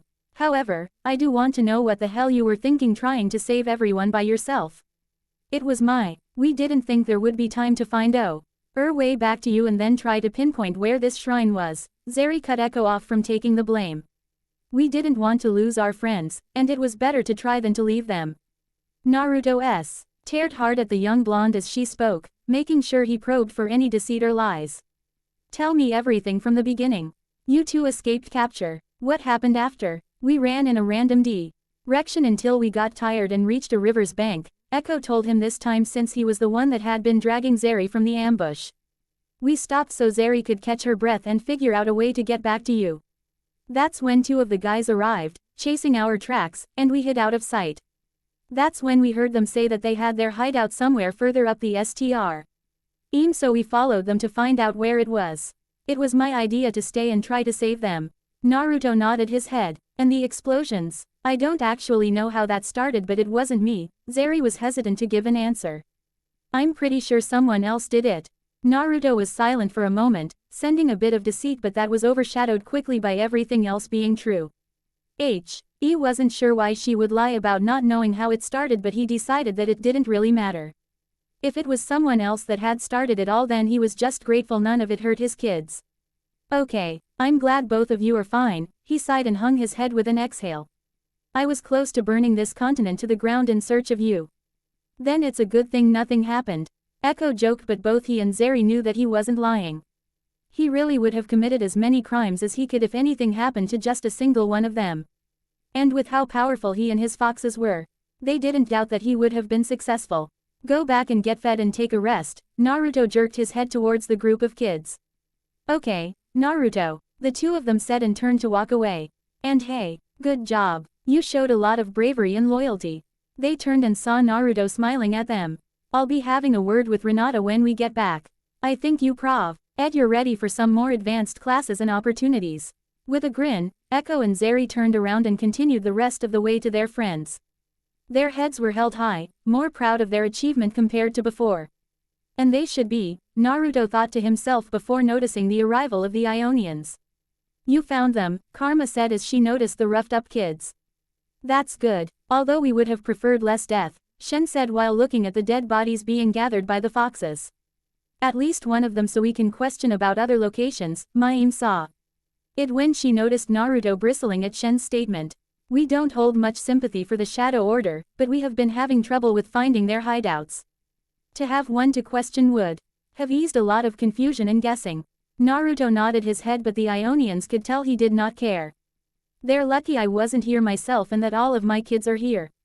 If I was missing one this continent would have been scoured for anyone holding a trace of their magic signature. Shen and Karma looked uncomfortable with the blatant threat of violence, something not acceptable in the new ways. Especially after the disaster that was Noxus invasion. Nonetheless, they were relieved to hear all the kids were safe and sound back with the blonde and his agents. By the way, who are these masked people you keep around? Akali asked as she looked at all of the foxes operating like loyal soldiers. Are they mercenaries from Piltover? Naruto chuckled and shook his head. No, think of them as my own Kinko order. They follow my teachings and listen to me and my officers, but they don't operate for any government. That's cool, Akali commented. What do you guys specialize in? Naruto tilted his head and glanced at the younger girl. Specialty. They have only one thing they do and they do it well. Each of them have a piece of my magic, and that makes them the deadliest mages in the region. Akali paused at that, her gaze suddenly turning to him as she remembered his prior mutterings when they were waiting on the search of the missing kids.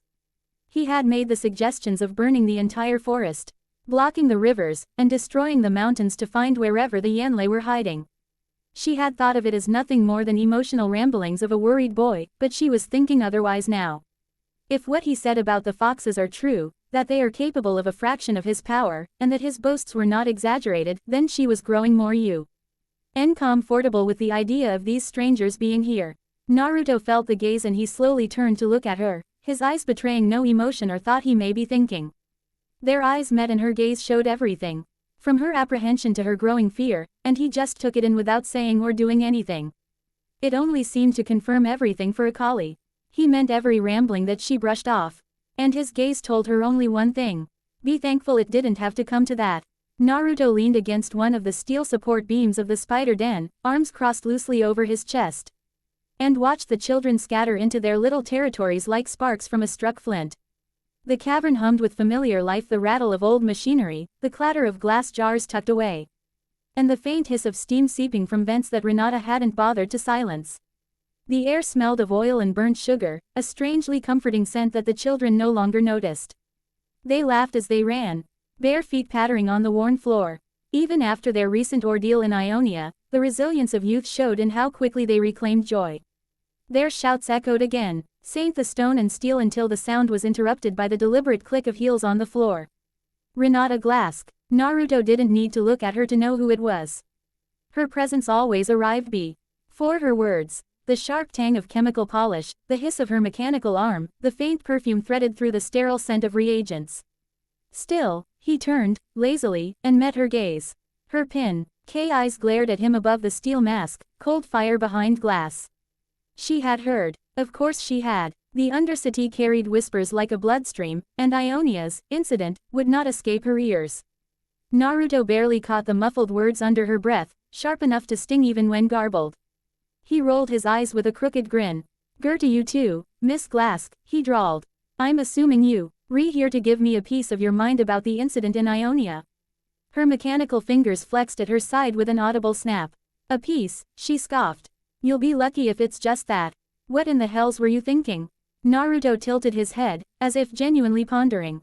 "I was thinking an educational trip had evolved into a near-international incident." His voice was whimsical, but his eyes stayed sharp. Renata was not fooled. She never was. She cared about the children not out of sentimentality, but out of ownership. To her, anyone older than 17 was already a tool for the world. But these children, they were hers, and woe to anyone who laid a hand on them. Naruto respected the steel in it even if her methods made others blanch. Her sneer sharpened. A group of them went missing and nearly died. What would you have done if something had happened to them? The air shifted. Naruto's grin fell. His gaze cut like drawn steel. "I would have burned down that continent," he said flatly. His voice carried no flourish, no jest. "I would have made Ionia as taboo to approach as the Shadow Isles themselves. Should even one child have been lost or maimed, you'd be greeting us in an entirely different capacity." Silence stretched. The hiss of Renata's arm was the only sound, steam puffing faintly from its joints. Her sneer held firm, but her shoulders stiffened, and her gaze faltered for the briefest instant under his. Naruto's eyes weren't wild. They weren't bluffing. They were steady, controlled, terrifyingly certain. "Do not," Naruto added softly, "confuse my distance for a lack of care." The cavern pressed in with quiet. Then Renata scoffed, a brittle sound, and turned on her heel. She looked at the children, their laughter bubbling back as if nothing had ever happened. The weight-eased children were mercifully simple in that way. They lived in the moment, not under the shadow of what could have been. Renata's voice sliced through the reprieve. "Did you punish Zeri and Echo?" Naruto shook his head. She couldn't see, but the answer was immediate. "No, that would be counterproductive. In fact, I wanted to bring up more advanced lessons for them. Tenacity and bravery should be nurtured, not punished." "Done," Renata said without hesitation. "You'd be stupid not to." A chuckle escaped Naruto, low and warm. "Indeed. If that is all, one last thing." Renata reached into her breast pocket, her steel fingers precise, and withdrew a folded note. She extended it without ceremony. Naruto took it, brows rising. A client ordered a custom rifle, she said. From. Naruto unfolded the paper and scanned the neat handwriting. A special request from Lady Karaman. Naruto's eyes flicked up, surprised, then down again. The note was concise, but the intent was clear. A gift. A rifle, unlike the standard bolt-action enforcer weapon. Faster. Deadlier. For Caitlyn's birthday. He cupped his chin, musing. A rapid-firing rifle. You read it correctly, Renata replied. Her voice clipped. She wants more than the standard bolt-action slug thrower. While I've achieved certain feats with revolvers, I haven't considered the same for rifles. Naruto's lips quirked. Are you saying it can't be done? Renata's glare was instantaneous. That is not what I said. The hiss of her arm grew sharper, mechanical fingers curling into a fist. It will take time to refine the specifications. But nothing is impossible. I will find a way to make such a repeating mechanism work. Naruto tilted his head, deliberately needling. Ever thought of using magic? Her silence was telling. The pink light in her mask flickered as her gaze unfocused, gears turning in her mind. He could practically hear the storm of calculations behind her eyes. For such a thing, she said at last. Magic isn't necessary. But, her voice slowed, conceding the thought, it could assist with bullet velocity. The strongest shot possible, if the weapon could absorb that force. A revolving piston in the buttstock perhaps. She clicked her tongue. But what happens when the magic is spent? A removable battery, Naruto suggested. Rechargeable, even. Something modular. No. Renata shook her head, the joints of her arms snapping tight. Placing a magic battery atop the magazine would unbalance the weapon. Too heavy. Too inefficient. The stress on the housing would crack it after a dozen shots. She tapped her chin with a steel finger, eyes narrowing. No, I'll need to test a horizontal integration, something that replaces the spring tension with arcane pulse. Naruto smirked. She was already lost to the problem, weaving solutions aloud. I trust you'll manage it before Caitlyn's birthday, he said lightly. I'll manage, Renata snapped, though her voice was distracted. Her mind was already sketching prototypes. Naruto folded the note carefully and slipped it into his coat. His gaze softened when he looked back at the children, bright, loud, chaotic little souls. Jinx lingered near the edge of the group, fidgeting with a scrap of wire, anxiety clear even beneath her forced grin. I'm going to escort Jinx home, Naruto said. She fears how her sister and Vander will react. Renata's scoff was sharp. HMPH. Her disdain for Vander was as plain as Sevika's, and Naruto shared it. Vander's inertia, his insistence on half measures and keeping the peace, had become an anchor dragging Zahn into Piltover's shadow.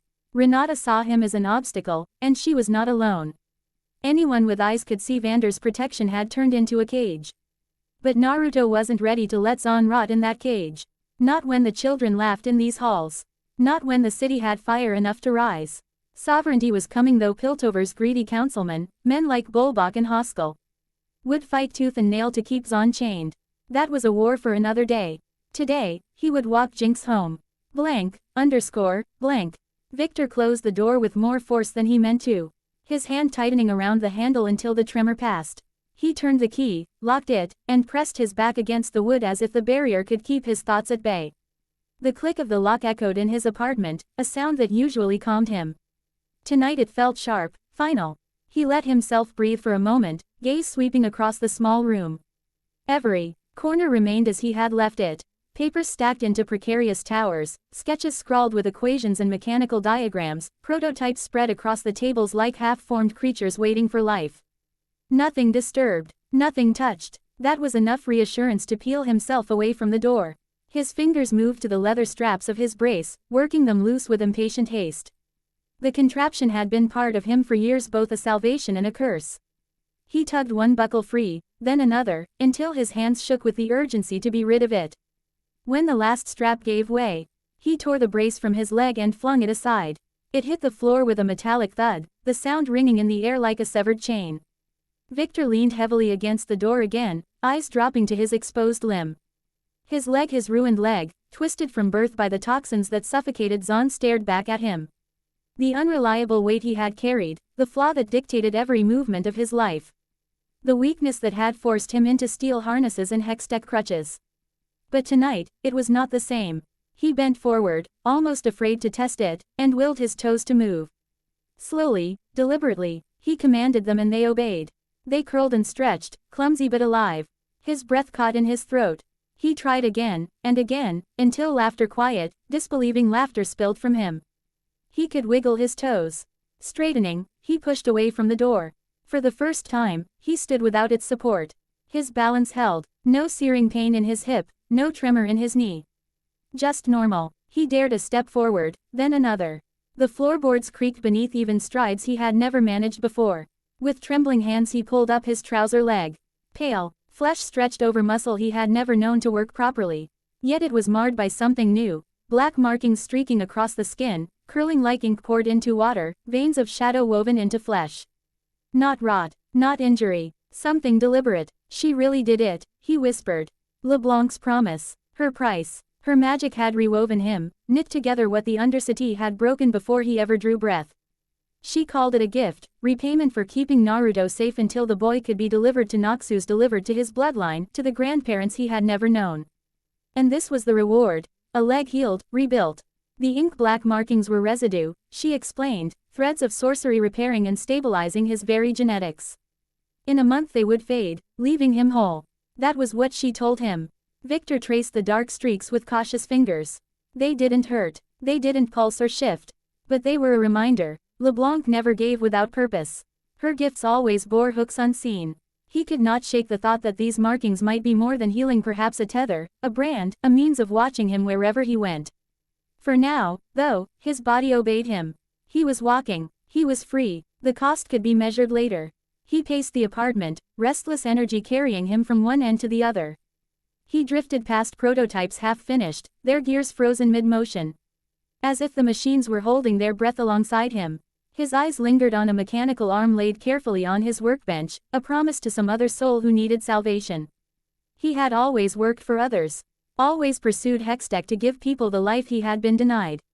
And now he had been healed not by his inventions, not by science, but by sorcery whispered in shadows. His thoughts circled, dragging him back to the other half of the bargain, Naruto. LeBlanc had revealed fragments about him, gleaned by her clones. Kushina, the mother, wandering across Runeterra during her pregnancy, leaving behind traces of the Runi Mundi, the world runes, each for Naruto to gather in time. Ionia was but the first step. Freljord, Shurima, Demacia, Ixtal waited still. Each rune, a fragment of primordial power, stronger than the last. Others had wielded the runes before, using them to command raw arcane might, but never had the stones themselves seem to react, resonate to the bearer. With Naruto, they stirred as if alive, calling to each other through him. LeBlanc suspected it lay not only in his birth, but in his very conception, though she left the thought hanging like an unsolved equation. Victor rubbed his temples, mind caught between awe and unease. Power of that scale was never without consequence. And he was part of this tangled bargain, UGHT, between a child's destiny and a woman's machinations. A sharp rap at the door jolted him. Knock, knock. He stiffened, hand hovering over the ink-marked leg as though to hide it. Forcing his breath steady, he crossed the room. Every step both a marvel and a reminder of what bound him here. He unlocked the door and pulled it open. Lady Karaman, he stammered, bowing his head instinctively. Greetings. What do I owe the pleasure of you being here? Cassandra Karaman stood framed by the hallway's dim light, elegance draped across her shoulders like a mantle. Her smile was gracious but measured, her eyes assessing. She inclined her head once.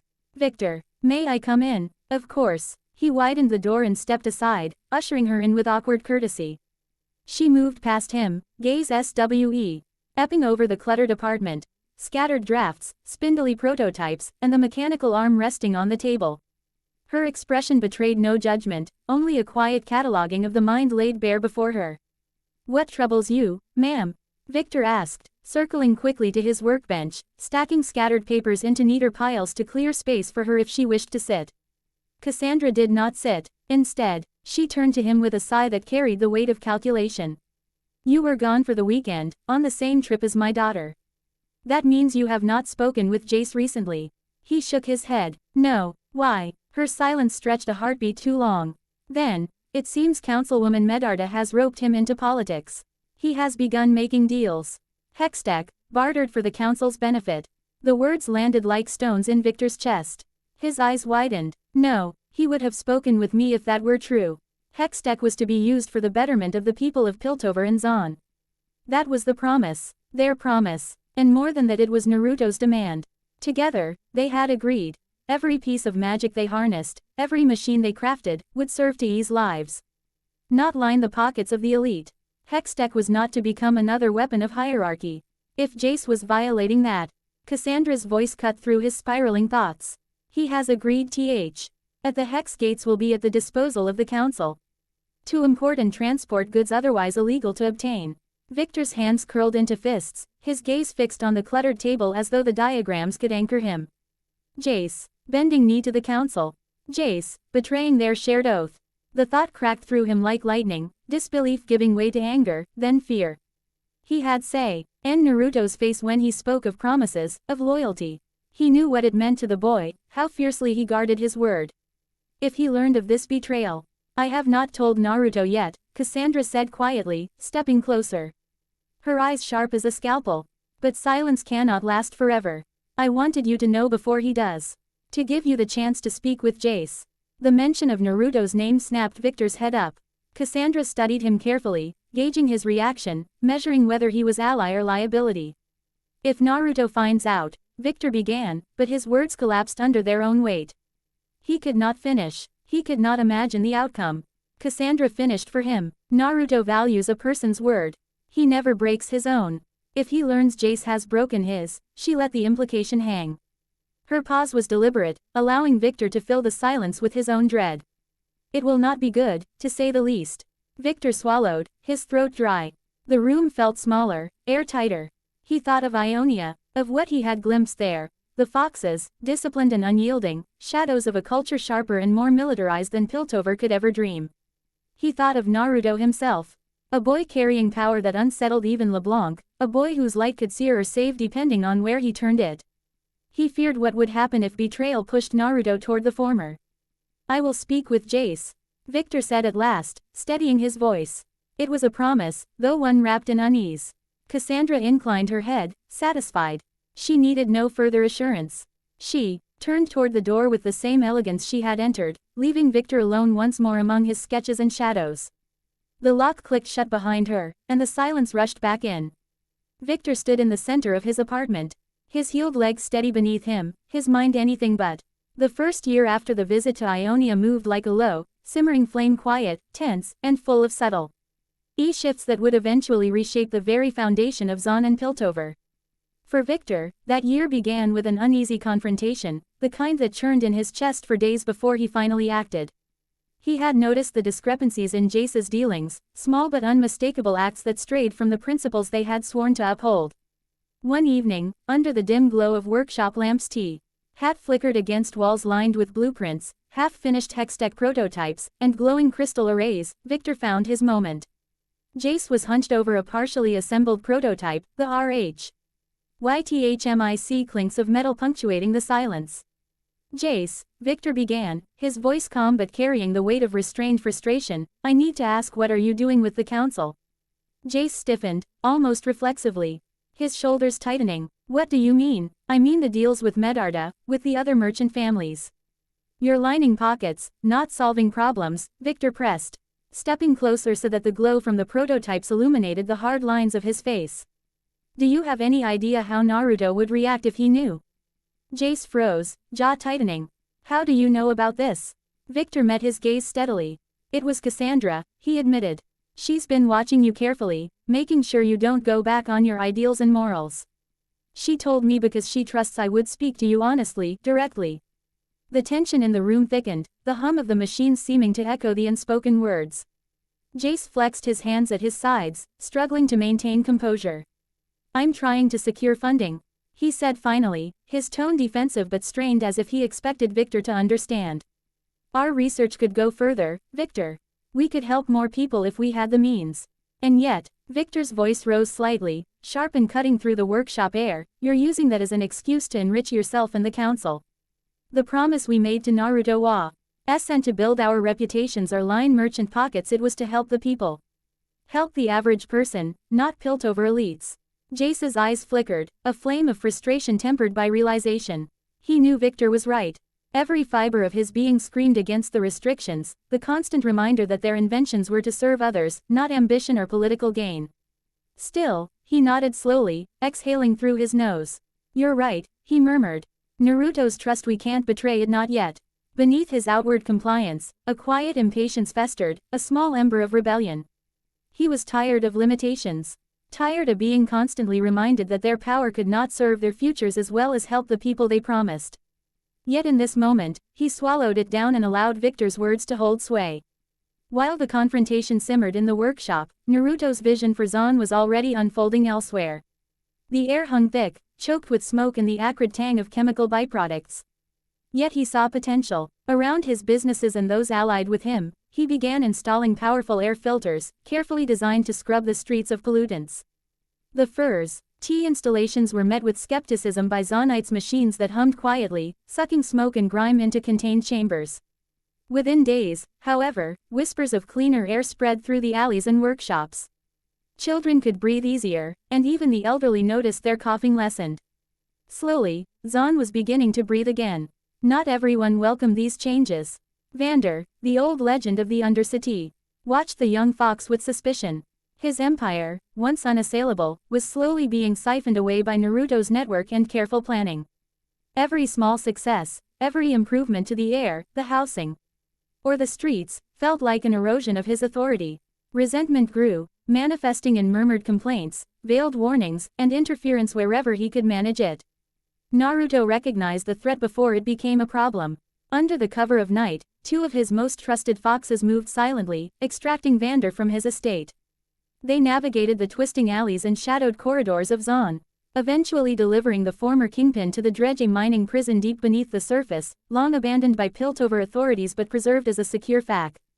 ILITY for those who threatened the order Naruto sought to maintain. "I wish it could be different," Naruto said softly as Vander was secured in a reinforced chamber. His tone was calm, almost mournful, but carried an unmistakable edge of authority. "But I cannot risk your influence. You will remain here until Zan gains her independence.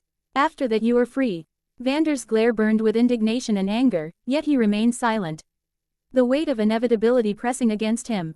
He understood the gravity of Naruto's words, and the power that backed them. The disappearance did not go unnoticed. Milo, and Clagger, street-born fighters accustomed to the rhythms of the Undercity, immediately sensed something amiss. This temper ignited first, her anger sharp and unrelenting. "You did this, didn't you?" she demanded, hands planted firmly on her hips, voice a blade of accusation. "You slimy bastard." Her outburst, sharp enough to carry through the streets, summoned an enforcer squad led by Captain Nara. The sudden arrival of law enforcement, combined with this fiery accusations, forced the shutdown of the last drop. Legally, with Vander gone, there was no one of age to claim ownership. The air was thick with tension, the distant hum of the city mixing with the palpable frustration of the gathered crowd. Caitlin, part of the squad, observed the chaos with composed empathy. "Shish." He moved through the crowd with careful steps, guiding the three teens aside. "You have options," she said quietly, tone steady yet compassionate. "You can try for the Piltover Academy or the Enforcer Academy. Either could give you the structure you need." Her eyes lingered on V for a moment, noting the girl's defiance tempered by fear. Later, in the dim light of one of Naruto's quieter workshops, Jinx approached him. Her eyes, wide with curiosity and uncertainty, glimmered in the faint glow of scattered stolen Hextech instruments. "Did you have anything to do with Vander disappearing?" she asked cautiously, the question hanging in the air between them. "Yes," Naruto admitted, his voice steady, honest, and direct. "I took him somewhere safe, away from interference, and away from the revolution I am planning. His ways they no longer serve our goals, but that does not mean I wish him harm." A grin, tinged with awe and understanding, spread across Jinx's face. "So it's basically a vacation, right?" "That is one way to look at it," Naruto replied, the corner of his mouth turning up in a faint smile. "But he's alive, that is the most important part." Even in this quiet moment, the weight of the year pressed upon him, the delicate balance of guiding Zan's youth, preparing for conflict, and maintaining trust among those who wielded power. Each decision, each subtle maneuver, shaped not only the Undercity but the fate of all who would rely on it in the years to come. Blank.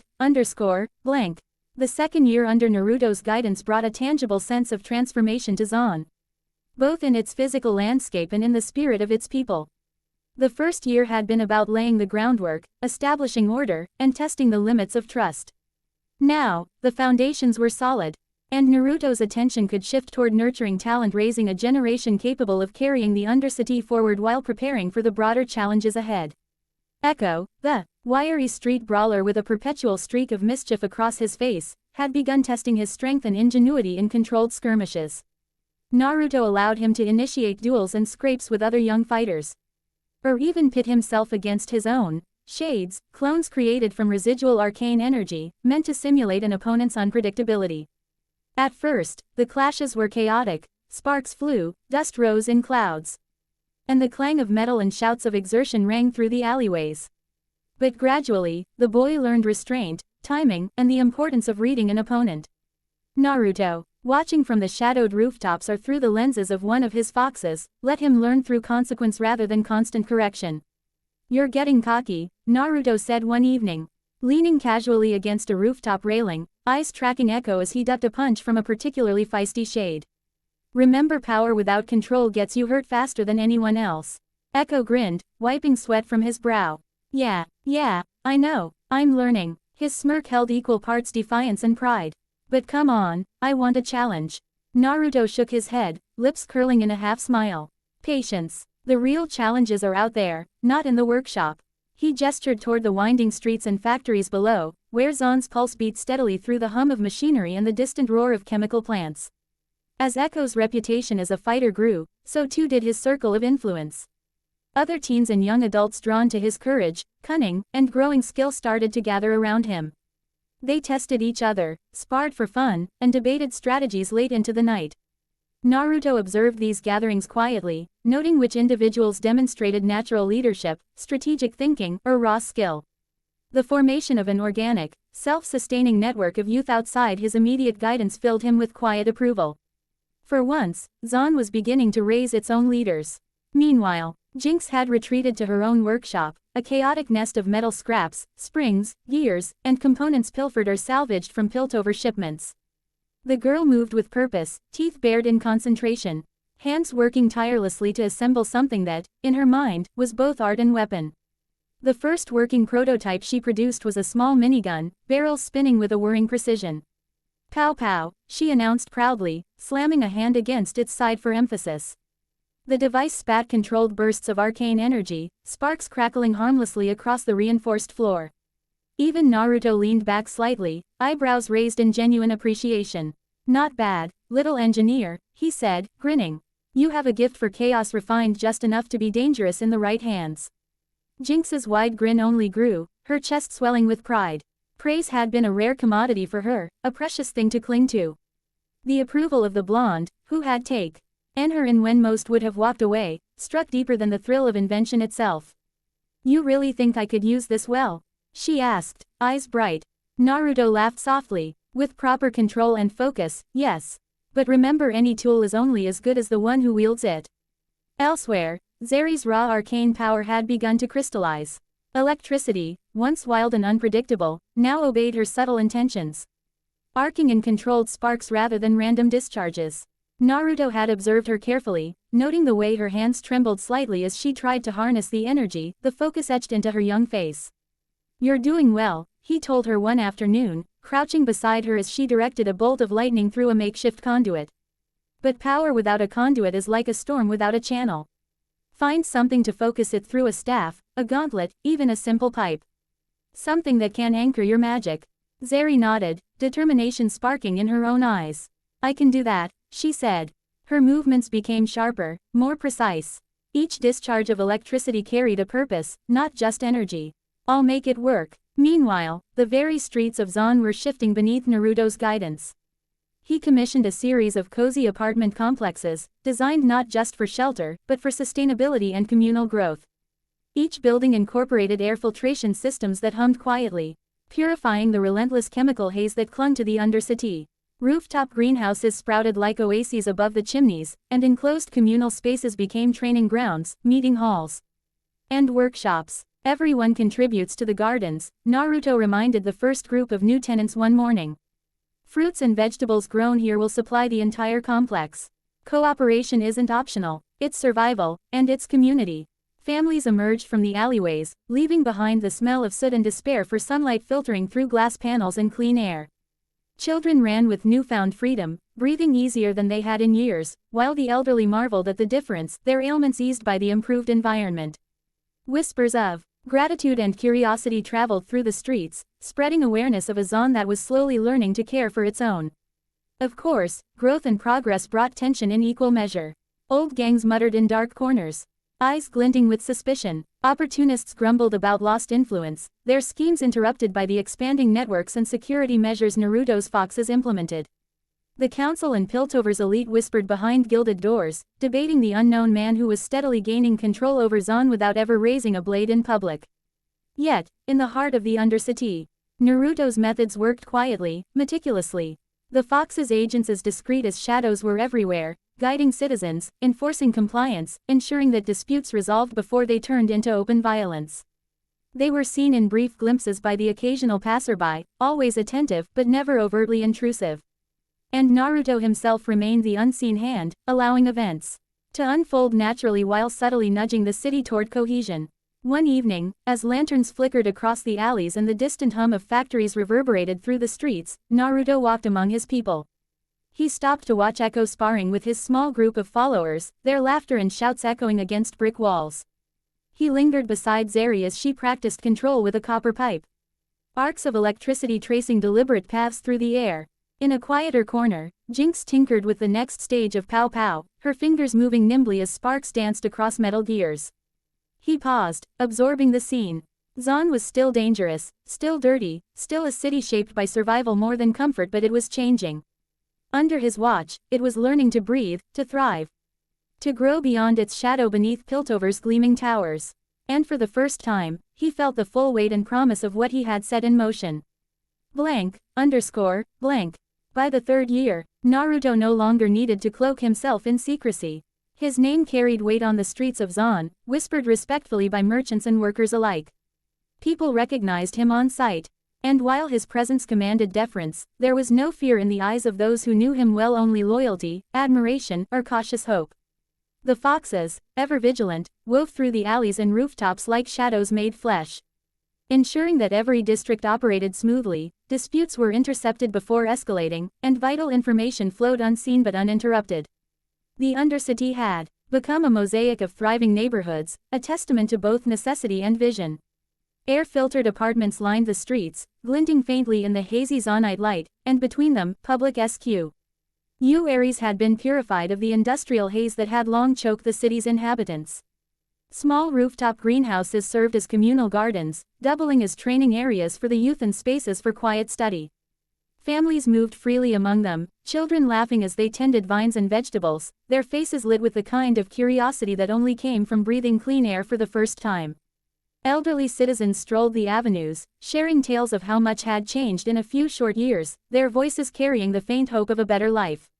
Naruto walked among them, his coat brushing the wind as he observed each corner of the city he had nurtured into existence. Even in a casual stroll, his presence was magnetic. Small groups paused to nod respectfully, some bowing slightly, others offering words of encouragement. He acknowledged each with a raised hand or a quick smile, never allowing familiarity to breed carelessness. Around every alley, every shop, every corner, he sensed the presence of his agents, the foxes coordinating silently, their actions almost imperceptible to the untrained eye. "Everything in order?" he asked quietly, more to himself than anyone else. But his words were carried clearly by a fox perched atop a nearby water tower. The agent gave a brief nod and melted back into the shadows, unseen by the public. Even as the city thrummed with life, there was a distinct tension beneath the surface. Supplies had been stockpiled, caches hidden in safe locations, training completed to the degree Naruto saw fit, and alliances across Zon verified. The citizens, now stirred to his side, were quietly ready. Every alley, every workshop, every factory floor echoed the subtle orchestration of preparation, yet the time to act had not yet arrived. The Undercity waited, a quiet and coiled power under the surface of its ordinary appearance. In the midst of this orchestrated calm, Naruto sought a quieter moment, one removed from the bustle of Zon. He led Caitlin to a private courtyard at the last drop, the moonlight falling across the bricks and illuminating the greenery of a small rooftop garden he had established months prior. The courtyard was a sanctuary amid the chaos, scented faintly with herbs and damp earth. From behind him, he produced a gift, carefully cradled in both hands. Caitlin's eyes widened as she approached, recognizing the familiar outline immediately. A rifle was unmistakable to her eyes. Yet this one was different, a modular semi-automatic rifle, fitted with delicate arcane conduits that pulsed faintly with a soft, blue light. The craftsmanship was exquisite, the integration of arcane energy seamless. "It's from me," Naruto said, his voice low and calm, but carrying the warmth of pride and the tease of gentle levity. "And at the request of your mother. 3 years too late if you can believe it." He extended the weapon toward her. "It's enhanced with arcane energy. But this is the last gift I will give you until you decide to join the Foxes." Caitlin's fingers trembled slightly as she accepted the rifle, brushing against the smooth, enchanted surface. Her eyes flicked up at Naruto, a mixture of awe, excitement, and cautious hesitation reflecting in her gaze. "I don't even know what to say," she whispered, voice soft but steady, her heartbeat quickening in the quiet night. "You don't have to say anything yet," Naruto replied, his smile deepening, the confidence and calm of his presence radiating outward like sunlight through the smog. He studied her with the eyes of a mentor, a guardian, and a strategist all at once. "This is not just a weapon, it's a tool, a symbol, and a choice. How you wield it is your decision, Caitlin. And when you make that choice, know that it will mark the beginning of something greater than yourself." She looked down at the rifle again, tracing the faint lines of glowing conduits with a tentative finger. "It's beautiful," she said finally, her voice barely above a breath. "I've never seen anything like it. There is nothing like it, I guarantee you," Naruto chuckled softly. "But with this weapon comes a responsibility I'm sure you will handle with all the poise of your mother." For a moment, silence fell between them, the hum of the city below a subtle reminder of the life that awaited them both. Caitlin's eyes flicked toward the rooftops, catching the faint vehemence of Foxes who had paused to observe, their presence unnoticed by anyone else. The young woman understood then how deeply orchestrated Zon had become, and how much care had been woven into its growth. "I've been watching," Naruto said quietly, almost to himself, as if speaking aloud helped him frame the enormity of what had been done. "Zon is ready, the people are ready, and we are ready. But not yet." His gaze hardened slightly, scanning the horizon of chimneys, pipes, and rooftops illuminated by soft lantern light. "The timing has to be perfect. One misstep, one whisper too loud, and everything falls apart. We wait, but we prepare, and we will strike when it is right." Caitlin's fingers tightened around the rifle, a spark of determination lighting her expression. "I understand," she said softly, but firmly. "I trust you." Naruto's smile softened. "And I trust you. That is why I am giving this to you now." Around them, the city hummed with life, citizens moving freely yet with quiet purpose. Workshops glowed into the night, children trained in courtyards, and the rooftops of Zon glimmered with both the soft glow of lanterns and the distant pulse of arcane energy flowing through conduits embedded in buildings. The transformation was visible to anyone who looked closely. A city once strangled by smoke, neglect, and fear now thriving under the careful guidance of a strategist, a leader, and a protector. Naruto's eyes glimmered faintly in the moonlight, reflecting not just the pulse of arcane energy in the city, but the culmination of 3 years of planning, teaching, and preparation. The stage was set. Every ally, every weapon, every hidden strategy had been accounted for. Now, it was only a matter of timing, for when the first spark of change ignited, the Undercity would no longer be a shadow. Alexander Park, Piltover. Naruto sat on a bench, bouncing a rubber ball off the cracked concrete path that wound through the park. The rhythm echoed through the air, thok, thok, thok, like a heartbeat no one else noticed. Children passed him, darting between patches of green where hardy Zon weeds had forced themselves upward, reclaiming space from Piltover's designs. Couples strolled past, whispering and laughing. Enforcers lingered at the edges of the park, too stiff and too obvious to pretend they weren't watching him. He didn't bother to hide his face. No hood, no mask, no hexcloth cloak. At 21, he had nothing left to disguise. The Foxes had warned him to keep a low profile on Progress Day, but Naruto wanted them to see him see the boy who had declawed his way from the Undercity's gutters after the death of his moth, see the man who now commanded Zon itself. The ball bounced again against stone, sharp in the quiet, and rolled back into his palm. It had been 3 years since Ionia. 3 years since he'd taken a small band of children across the sea to a land that had nearly bled itself dry holding back Noxus. The war was over now, but peace had not returned, not really. Naruto remembered hearing of the girl, no older than Jinx had been back then, who severed a general's arm and turned the tide of the campaign earlier this year.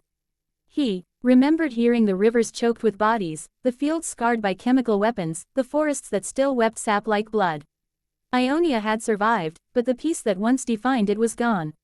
That kind of wound didn't close. It festered. He knew the truth. The continent would change. Perhaps it would harden, grow teeth and claws to rival Noxus itself. Or perhaps it would fracture, clans and sects rising to exploit the taste of blood left on every tongue. Naruto let the ball rest in his hand. Peace never lasts, he muttered, too soft for anyone to hear. But it wasn't only Ionia that had changed. The kids had grown, each into their own paths. Echo was still a scrapper through and through.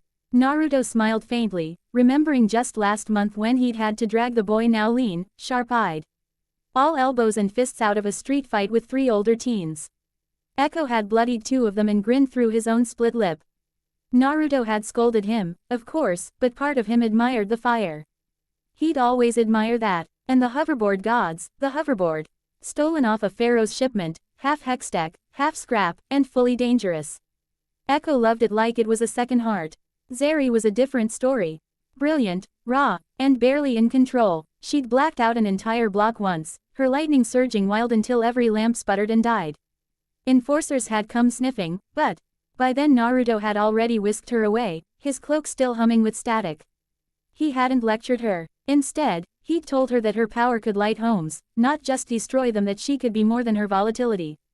She'd laughed, sheepish, but her eyes had shone. He knew she believed him. And Jinx, gods, she'd changed the most.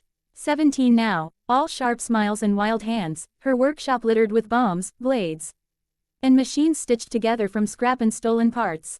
Naruto sometimes lingered at the doorway, watching her hum while she pieced together things no sane person would trust. She was chaos incarnate, but she was his chaos, and he guided her gently, never telling her what to build, never cutting her wildness short. Just nudging, just watching. He was proud of her. He'd always be proud. But then there was V. Naruto caught the ball, fingers tightening around it. V had always been a storm, but in the last 3 years that storm had sharpened into something colder. Resentment, suspicion, hatred, even Vander's disappearance had broken something in her. She blamed Naruto without evidence, without proof. His foxes had made sure there was none. Still, she spat his name like a curse, telling anyone who'd listen that he'd been the one to take Vander. And perhaps, in a way, she wasn't wrong. Naruto leaned back on the bench, watching as 2 of his foxes lingered in the shadows between buildings. Their eyes on him. Enforcers mirrored them on the other side of the park, Caitlyn's division if he guessed right. A neat little symmetry. Zaun's shadows on one side, Piltover's bluecoats on the other. Both waiting, both suspicious, both unwilling to move first. Vander had been a problem. His ideals, noble as they might have seemed, had threatened everything Naruto had built. He couldn't allow the man to stir dissent when Zaun was finally consolidating power. So Vander had been sent to the dredge, Zaun's own solution to shimmer addicts and dangerous agitators. A mine, a prison, a pit from which few returned. Naruto told himself it was temporary. He even meant it, but V didn't care about intention. All she saw was betrayal. And then, of course, came Caitlyn. Naruto chuckled under his breath. He still remembered the day the enforcers came to break up one of V's tantrums. Shikamaru had led the squad, and Caitlyn had been there, rifle at her shoulder, hair too neat for Zaun's filth.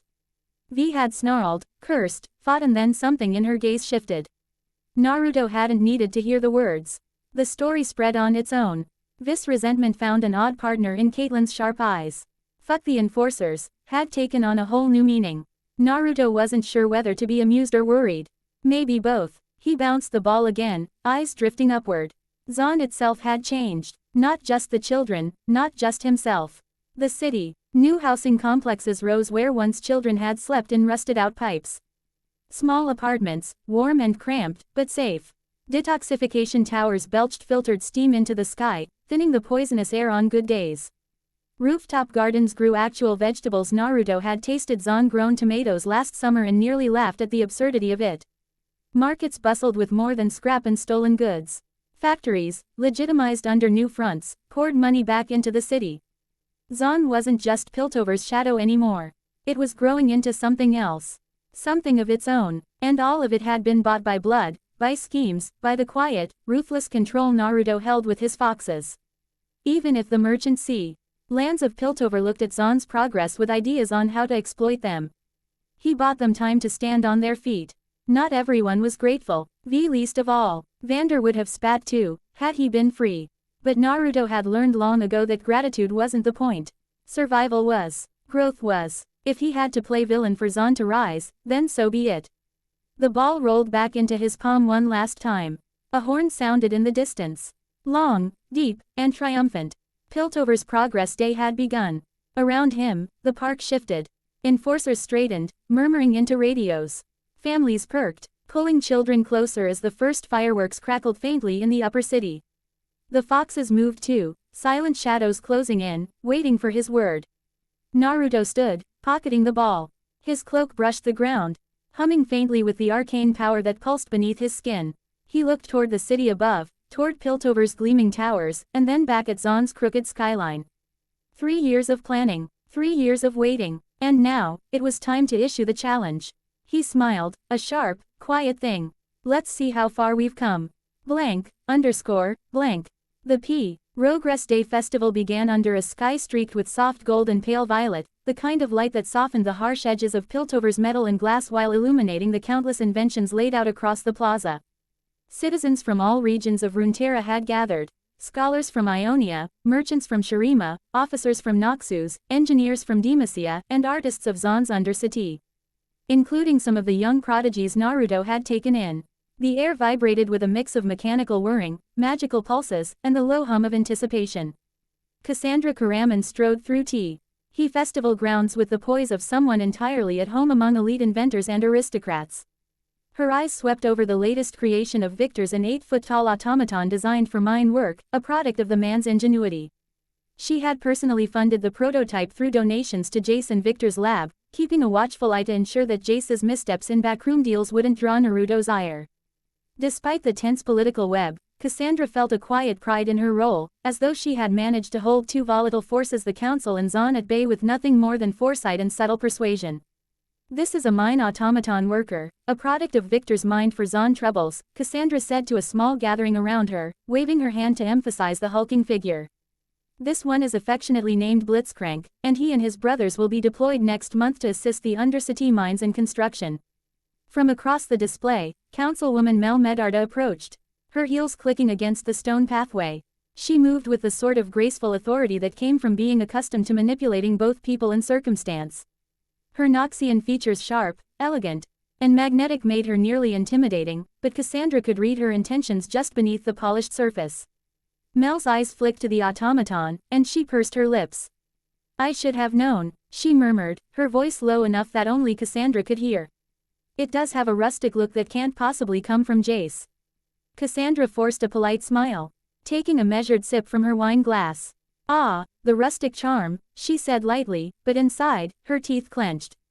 She knew exactly why Mel was displeased. The automaton was Victor's work, and Victor had kept Naruto's oversight intact. No longer did Mel or the other council members get their illegal imports through using Jace as a puppet. Before Cassandra could respond further, Caitlin approached, bowing slightly. Mother, she said quietly, apologies, Councilwoman Medarda.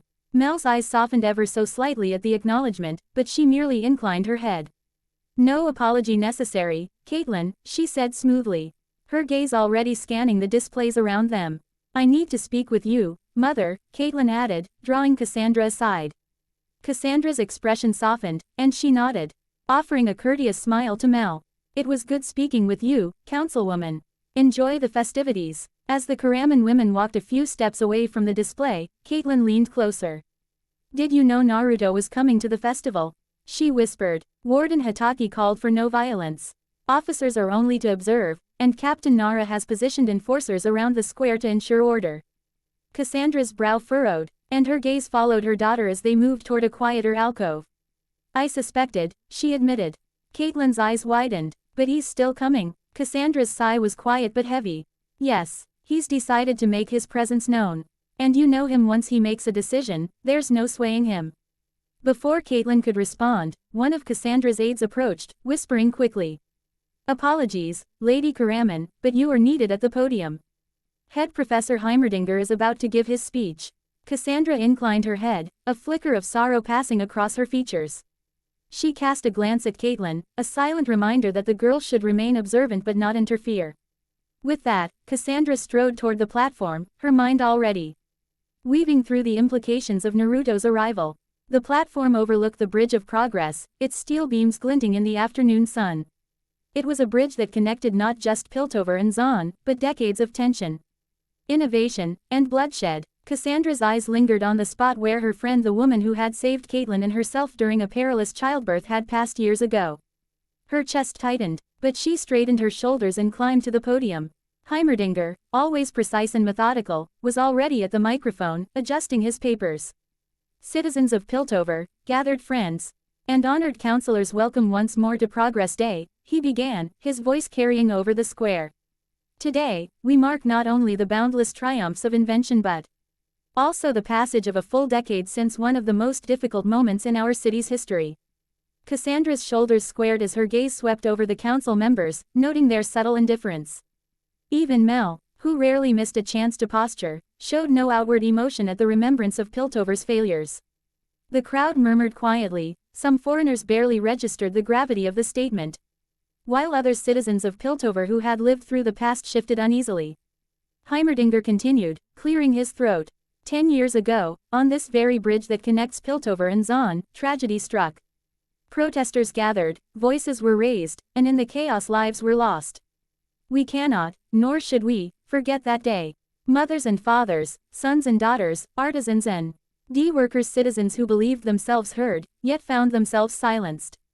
Their absence is a wound still tender, one that cannot be soothed with gears or crystals. It is something we must live with. Murmurs rose through the crowd. Some covered their mouths, others exchanged anxious glances. A few of Zahn's citizens stiffened in recognition, the ones who had been old enough recalled the echoes of that violent day. And yet, in their memory, we have endeavored to build, to strengthen our city, to bind its wounds with invention, to forge a peace that may one day bridge not just steel and stone, but hearts and trust. Heimerdinger's tone grew stronger, more resolute, lifting the spirits of many in the square. This, I believe, is the very essence of Progress Day, not merely celebrating what we create, but reflecting on why we create it, and for whom. We must strive ever upward, but never without caution. The gears of progress turn most smoothly when balanced by wisdom, responsibility, and remembrance. And so, I ask you all on this solemn anniversary to hold fast to the hope that together. The speech was interrupted by a sudden, clear clap of hands. The noise cut through the murmurs, halting Heimerdinger mid-sentence. Every eye turned to the source. The crowd stiffened, enforcers shifted, and Cassandra's stomach clenched. Naruto stood at the edge of the square, the breeze ching his long coat and lifting it behind him like a banner. His hair glimmered in the sunlight, and his blue eyes burned with a clarity that made even hardened counselors pause. You almost had me convinced, he called out, voice loud and clear, that you and the rest of Piltover's elite actually cared for the deaths of my people on this bridge. The crowd gasped. Some shrank back, while others craned their necks, curious or fearful. The enforcers shifted uneasily, while Naruto's foxes, blending into the crowd, adjusted their positions subtly, hands resting on concealed weapons. Mel Medarda's hand tightened on her wine glass. Someone is drunk, she taunted out loud to the audience, but her voice lacked conviction, the edge of caution betraying her composure. Oh, that would be an easy excuse, Naruto said with a laugh. But no, I am very sober. He scanned the council members with a sharp grin, stepping closer. I was on this bridge when it was covered in the blood of innocent protesters. I watched as tear gas filled the air, bullets rained down, and my mother, Kushina Uzumaki the Red Witch, died protecting them. Heimerdinger's eyes widened, disbelief flooding his expression. No, that can't be. Yes, Heimerdinger, it can, Naruto said firmly. I am Naruto Uzumaki, and I survived so that one day I could return and demand justice for my mother's death. Whispers erupted through the crowd. Counselors stiffened, citizens murmured in fear and awe, and even some of the young inventors froze, unsure how to react to the presence of a living witness to history. Bulbok's visored gaze settled on Naruto. Is this revenge you seek? he asked cautiously. Naruto shook his head, a small smirk tugging at his lips. Not revenge, not yet. I still have hope for peace. I am here to deliver the demands for Zaun's independence. Allow us to govern ourselves, and we will maintain an alliance of cooperation with Piltover. Deny it, his voice dropped, eyes narrowing, and there will be consequences. The murmur grew louder. Some citizens whispered excitedly, others muttered warnings. Heimerdinger took a step back, adjusting his glasses nervously. Mel's composure cracked slightly as she shot a glance at the nearby enforcers, who shifted uneasily under her silent command. Naruto's tone sharpened as he continued, Zaun is sick of your exploitation. Factories poison our air, steal our sun, and offer nothing in return. Low wages, no benefits, excessive hours, unsafe conditions. Yet we have risen. We have built self-sustaining farms, cleaner living spaces, purifiers for our air, independent companies for our people. Gasps and murmurs spread across the square. Children clutched parents' hands. Engineers and scholars exchanged glances that mixed awe and fear. Naruto raised his hand to show 3 fingers. Letting silence settle. 3 months. You have 3 months to grant Zaun her independence. Fail, and we will take it by force. And this time, he added, voice low but lethal, we will not stop at this bridge. The crowd erupted into whispered outrage and fear. Enforcers tightened formation, foxes flanking the edges of the square, while counselors began muttering among themselves, panic flickering in their eyes. Cassandra's fingers clenched around the podium, a mixture of pride and worry in her gaze. Caitlin's eyes were wide, absorbing every nuance. Even the 4&D dignitaries felt the weight of the moment. Whispers in Demasian, Noxian, and Shuriman tongues trailed through the plaza. Naruto's smile returned, though sharper now, a challenge and a promise in equal measure.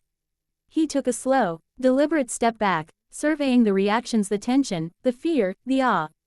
Then, as casually as he had appeared, he turned and began weaving through the crowd, his foxes slipping seamlessly behind him. The festival, once buzzing with the celebration of invention, now pulsed with the unmistakable charge of imminent change.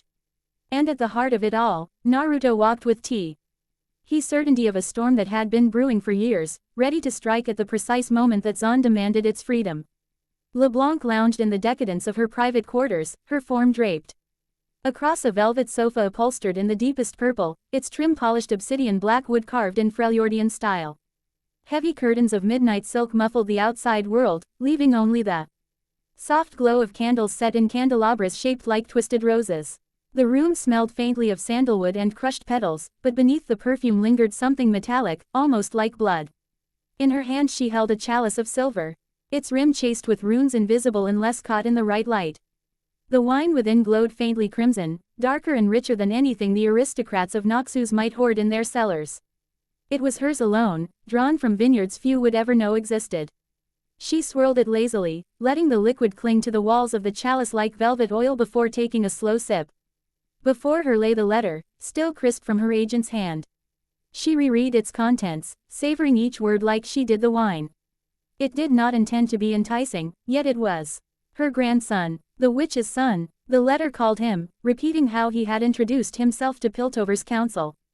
Bold, loud, a declaration written in fire instead of ink. Foolish in its transparency, perhaps, yet undeniably effective. Piltover's enforcers were already reacting. They were drafting emergency curfews, reinforcing bridge checkpoints, doubling their presence in the districts nearest to Zaun. All because of a single announcement. All because of him. LeBlanc's lips curved into a smile. He had done what was necessary, even if he lacked subtlety. He was not her, nor should he be. Zaun was his stage, not Noxus. Still, the sheer audacity of it declaring his demands openly before Piltover's ruling elite was almost refreshing. He would be hated, feared, perhaps underestimated, but never ignored. And that, she thought as she set her chalice down, was exactly the point. Now, she need only wait and watch. Either Piltover bent, or war would follow, and through it her grandson would prove himself capable or prove that Zaun had no leader worth naming. A voice intruded, smooth as spilled wine. I'm assuming you've heard the news, darling. Her golden eyes lifted. Vladimir entered with his usual theatrical languor. A glass of red wine in hand, his wine, of course, drawn from veins rather than vineyards. His crimson attire caught the light, shimmering faintly, every fold designed to make him appear both noble and dangerous. He lowered himself into the opposite sofa chair, setting his glass down as though they were equals at some quiet banquet. What news do you mean, Vladimir? She asked, though her smirk betrayed her knowledge. He took his time, savoring the tension. News of a boy, no, a young man carrying a name that should not exist outside these walls. His eyes narrowed with amusement and accusation. Naruto Uzumaki. For a moment, silence reigned. Then, deliberately, LeBlanc folded the letter with the care of one sealing away a secret, and placed it on the marble table between them. Our grandson, she said at last, voice velvet but edged with steel. I assume you have already pieced it together. He is all that remains of Kushina. He has lived in Zon for nearly 2 decades. Vladimir's expression faltered, a crack in the perpetual mask of mockery he wore. Our grandson. He let the word linger as though tasting it. His eyes, for once, betrayed something raw. Why have we not brought him home? Quote. LeBlanc tilted her head, studying him. His fatherly instinct was not unfamiliar to her. It had been there once, long ago, when Kushina was still a child. For a moment she almost let herself indulge in the memory. Almost. Because he must grow without us, she said, her voice calm, unyielding. He must learn strength, independence. I have kept watch over him for 3 years. He matures, he gathers power, and more importantly, he follows the path Kushina left for him. Vladimir's fingers tightened around his glass, though his voice sharpened with restrained anger. 3 years, and you did not tell me. Her smile turned thin, brittle. What would you have done if I had?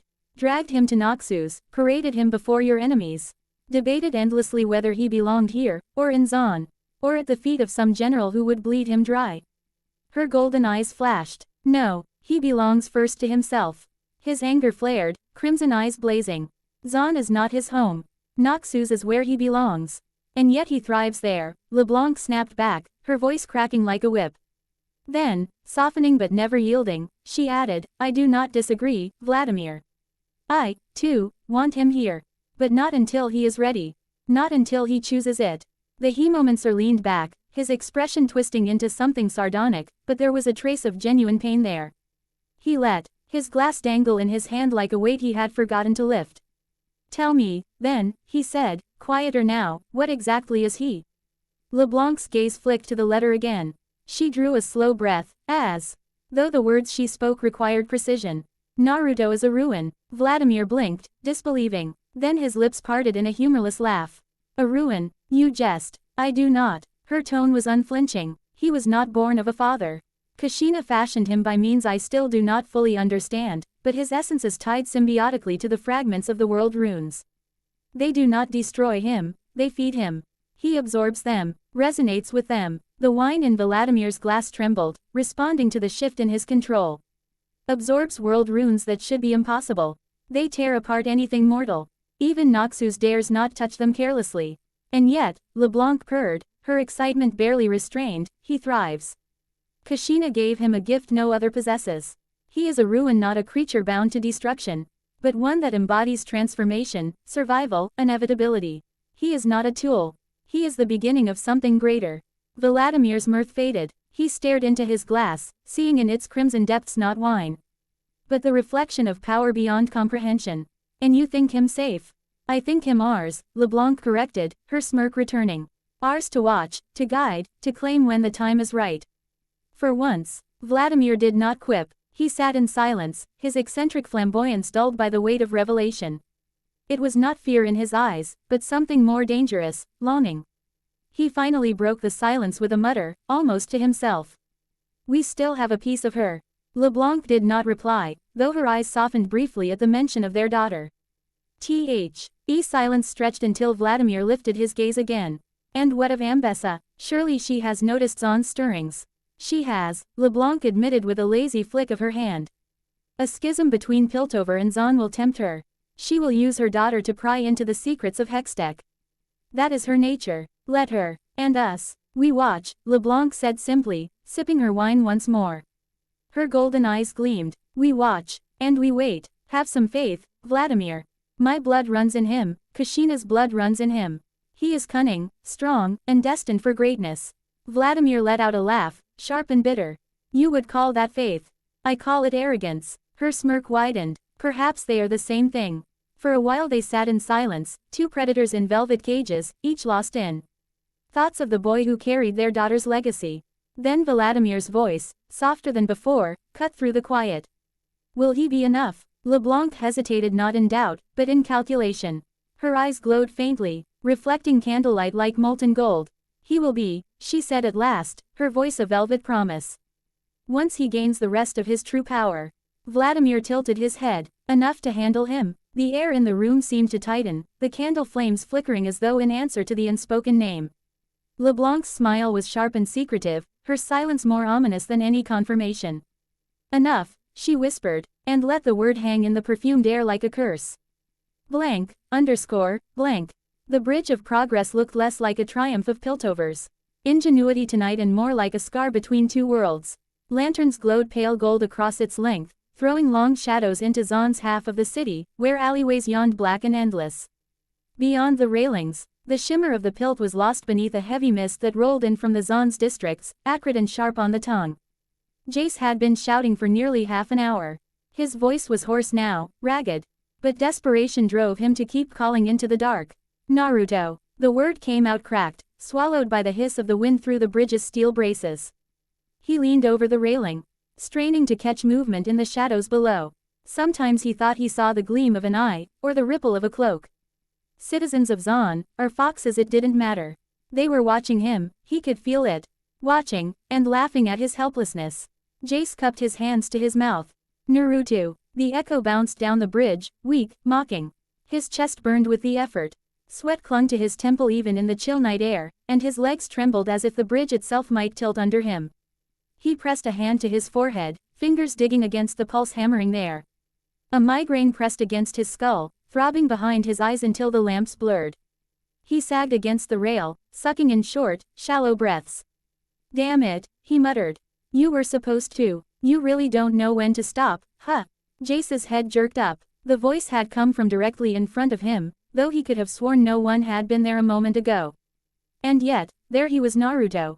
Standing casually in the pool of lantern light, arms loose at his sides, watching him with sharp, unreadable blue eyes. The blonde's expression was not hostile, not welcoming, only curious. As if Jace were an insect he had caught behaving strangely. That impassive look stoked something in Jace's chest: rage, grief, betrayal. His lips trembled as he forced the words out. Why did you do it? Naruto raised one brow. You were there. You heard my reasons, same as anyone else. That doesn't explain anything. Jace's voice cracked, the strain breaking through his control. Why go to war with innocent people for revenge? You told me you wanted to make lives better. Naruto tilted his head slightly, eyes narrowing. When he spoke, it was with the precision of a blade drawn across a whetstone. Is that what you were doing? Making lives better? Jace faltered. Naruto stepped closer, his voice dropping, colder now. You cut deals with Medarda.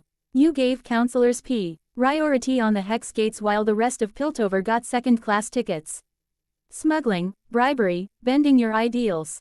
You traded progress for their pockets. Jace's mouth opened then shut. He stammered, when, how? I knew the moment you met with her. Naruto cut him off. His arms folded across his chest, an old, practiced gesture that made his posture look suddenly older than his years.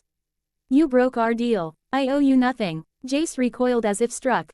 The words hit harder than a hammer blow, colder, more final. I wanted recognition, he said weakly, the words spilling out as if that explanation could fix everything. Funding, resources. I could have done so much more. No. Naruto's voice sharpened. He stepped closer, each syllable punctuated by the heavy click of his boots on steel. You wanted money, fame, a bomb for the ego that cracked when the council humiliated you. You are as corrupt as they are. A liability, a failure of an investment.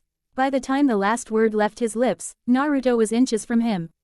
Blue eyes searing into Jace's like fire pressed against glass. The disdain in his glare hollowed something inside the older man, left him cold. You want to know why I'm doing this? Naruto's tone shifted, lower, carrying the weight of something that had been gnawing at him for years. Because despite Victor's best efforts, Zahn still chokes. The air is poison, our children grow up sick.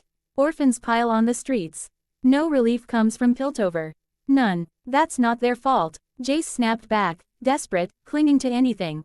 Then whose is it? Naruto barked, the sudden sharpness cutting Jace off like a whip. Not ours. We were never given a choice. The silence that followed rang louder than their shouting. Jace's shoulders slumped, defeat bleeding into his posture. His voice was barely above a whisper.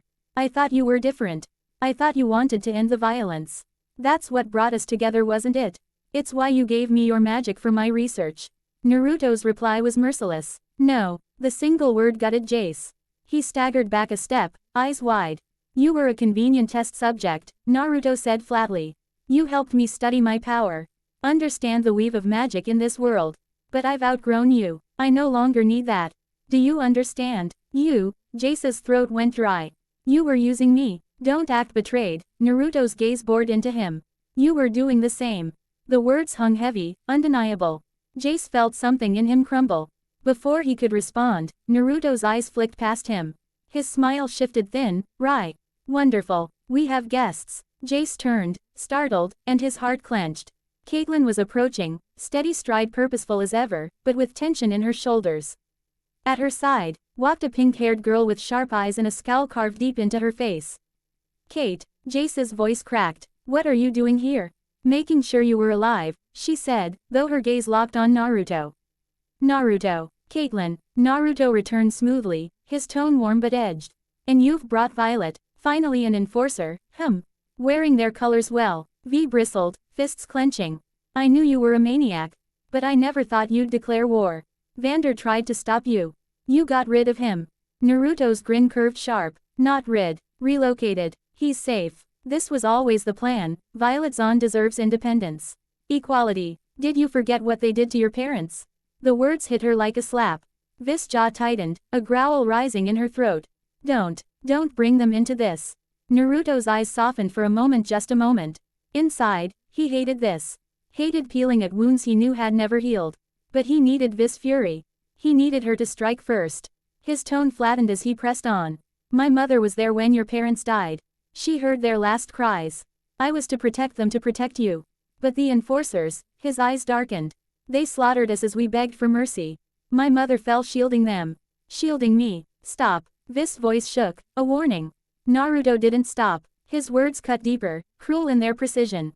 The last thing I saw before E-Blast threw me away was her body over theirs. And when I learned what the enforcers did, how they left them for you to find. I said stop. Her voice broke into a shout. Naruto's smile returned, faint and taunting. He tilted his head. And now look at you. Wearing their badge. Fighting for their killers. I'm sure your parents are proud. The last string in V's control snapped. With a scream, she lunged. Caitlyn's hand shot out, catching her wrist, but V wrenched free with raw force and barreled forward. Jace tried to intercept, arm raised, but she shoved him aside like a rag doll. Her fist connected with Naruto's cheekbone. The crack of the impact echoed across the bridge. His head snapped to the side, the skin splitting beneath her knuckles. But instead of blood, a viscous red miasma welled up thicker than liquid, darker. Shimmering faintly as if it caught unseen light. The substance clung to the wound, oozing slow. In the lamplight, it looked almost crystalline, like molten ruby instead of flesh and blood. V froze. Breath caught in her throat. Caitlyn's eyes widened. Even Jace, still recovering from the shove, stared as if witnessing something impossible. Naruto's hand rose slowly, pressing against the wound. He drew back, fingers coated in the strange substance, gazing at it with detached curiosity. The edges of his lips curled faintly, not in pain, but in realization. Huh, he murmured. Interesting. The liquid hardened on his fingertips, forming sharp edges before flaking into brittle shards that fell to the stone and shattered like glass. He chuckled under his breath. I expected blood, something I could use to spark the war faster. But I can't even bleed now. Not from you, at least. His eyes flicked to V, voice turning cold. How disappointing. The crystallized wound glittered on his cheek, hardening into something like a gem embedded in his skin. A ruby scar, inhuman.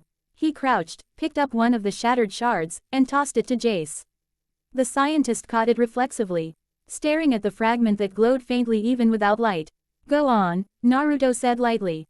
Analyze it. Look for weaknesses. Maybe you'll find one. He turned from Jace, gaze passing briefly over V.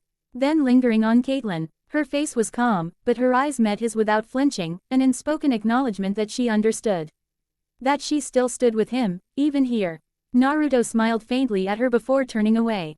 He strode toward the lift at the end of the bridge, each step unhurried, cloak swaying behind him.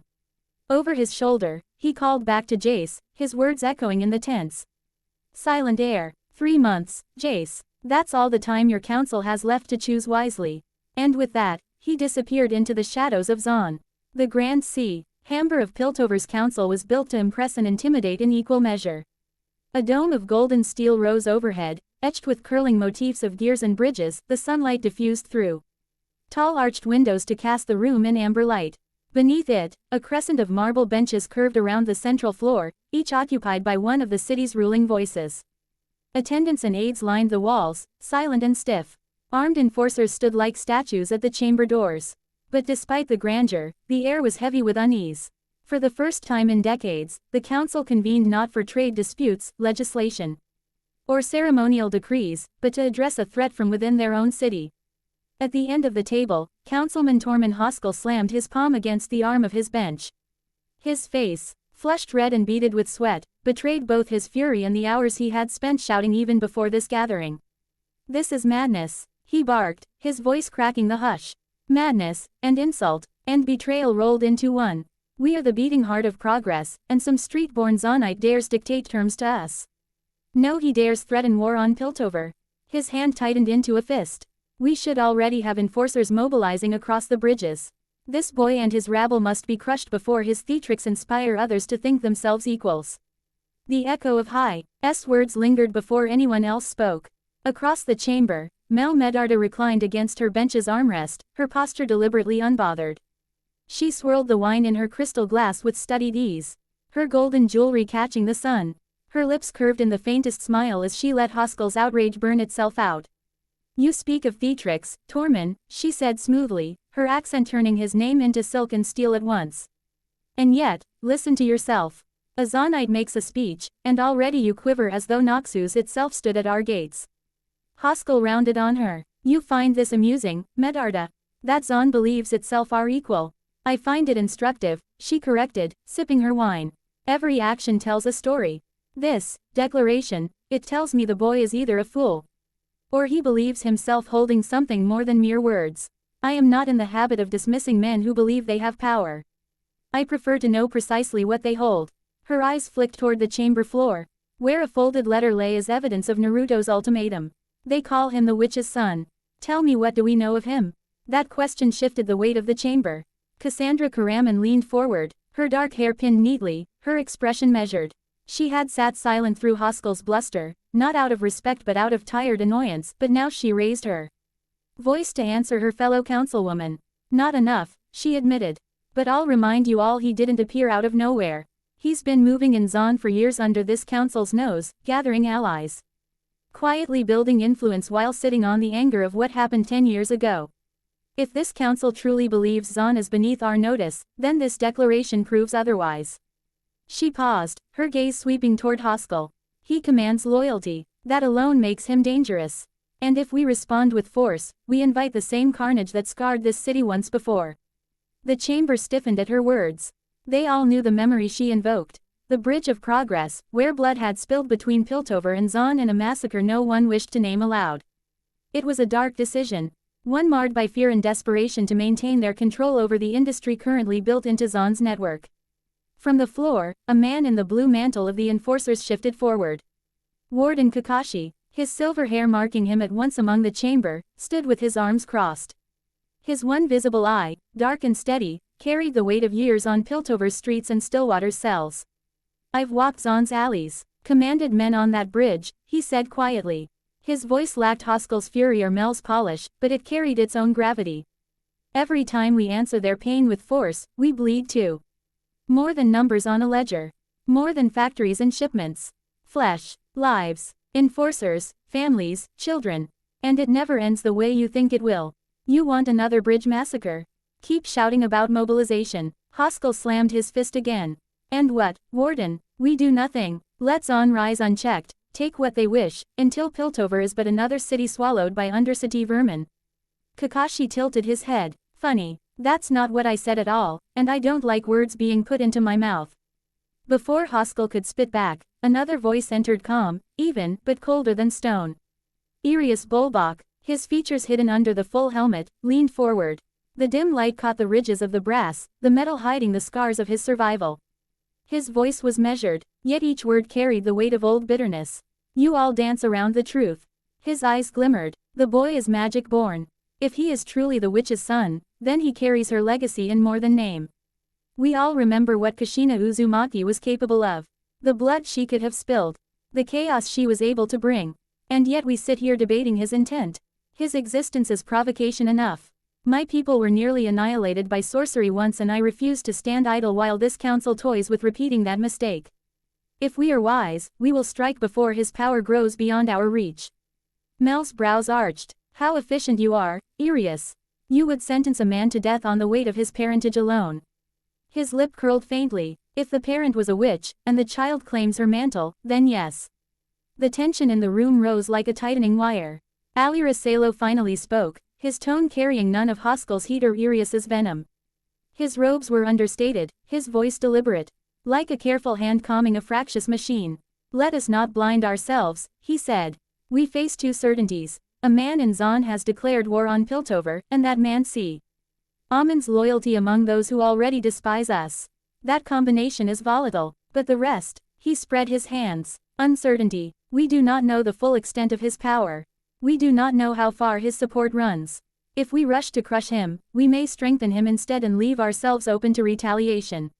Information is our first necessity. Let us not commit to war until we know precisely what we face. The chamber stilled again, and every eye turned at last to the smallest figure among them. Cecil Heimerdinger sat hunched in his chair, his furred paws clasped, his long ears drooping.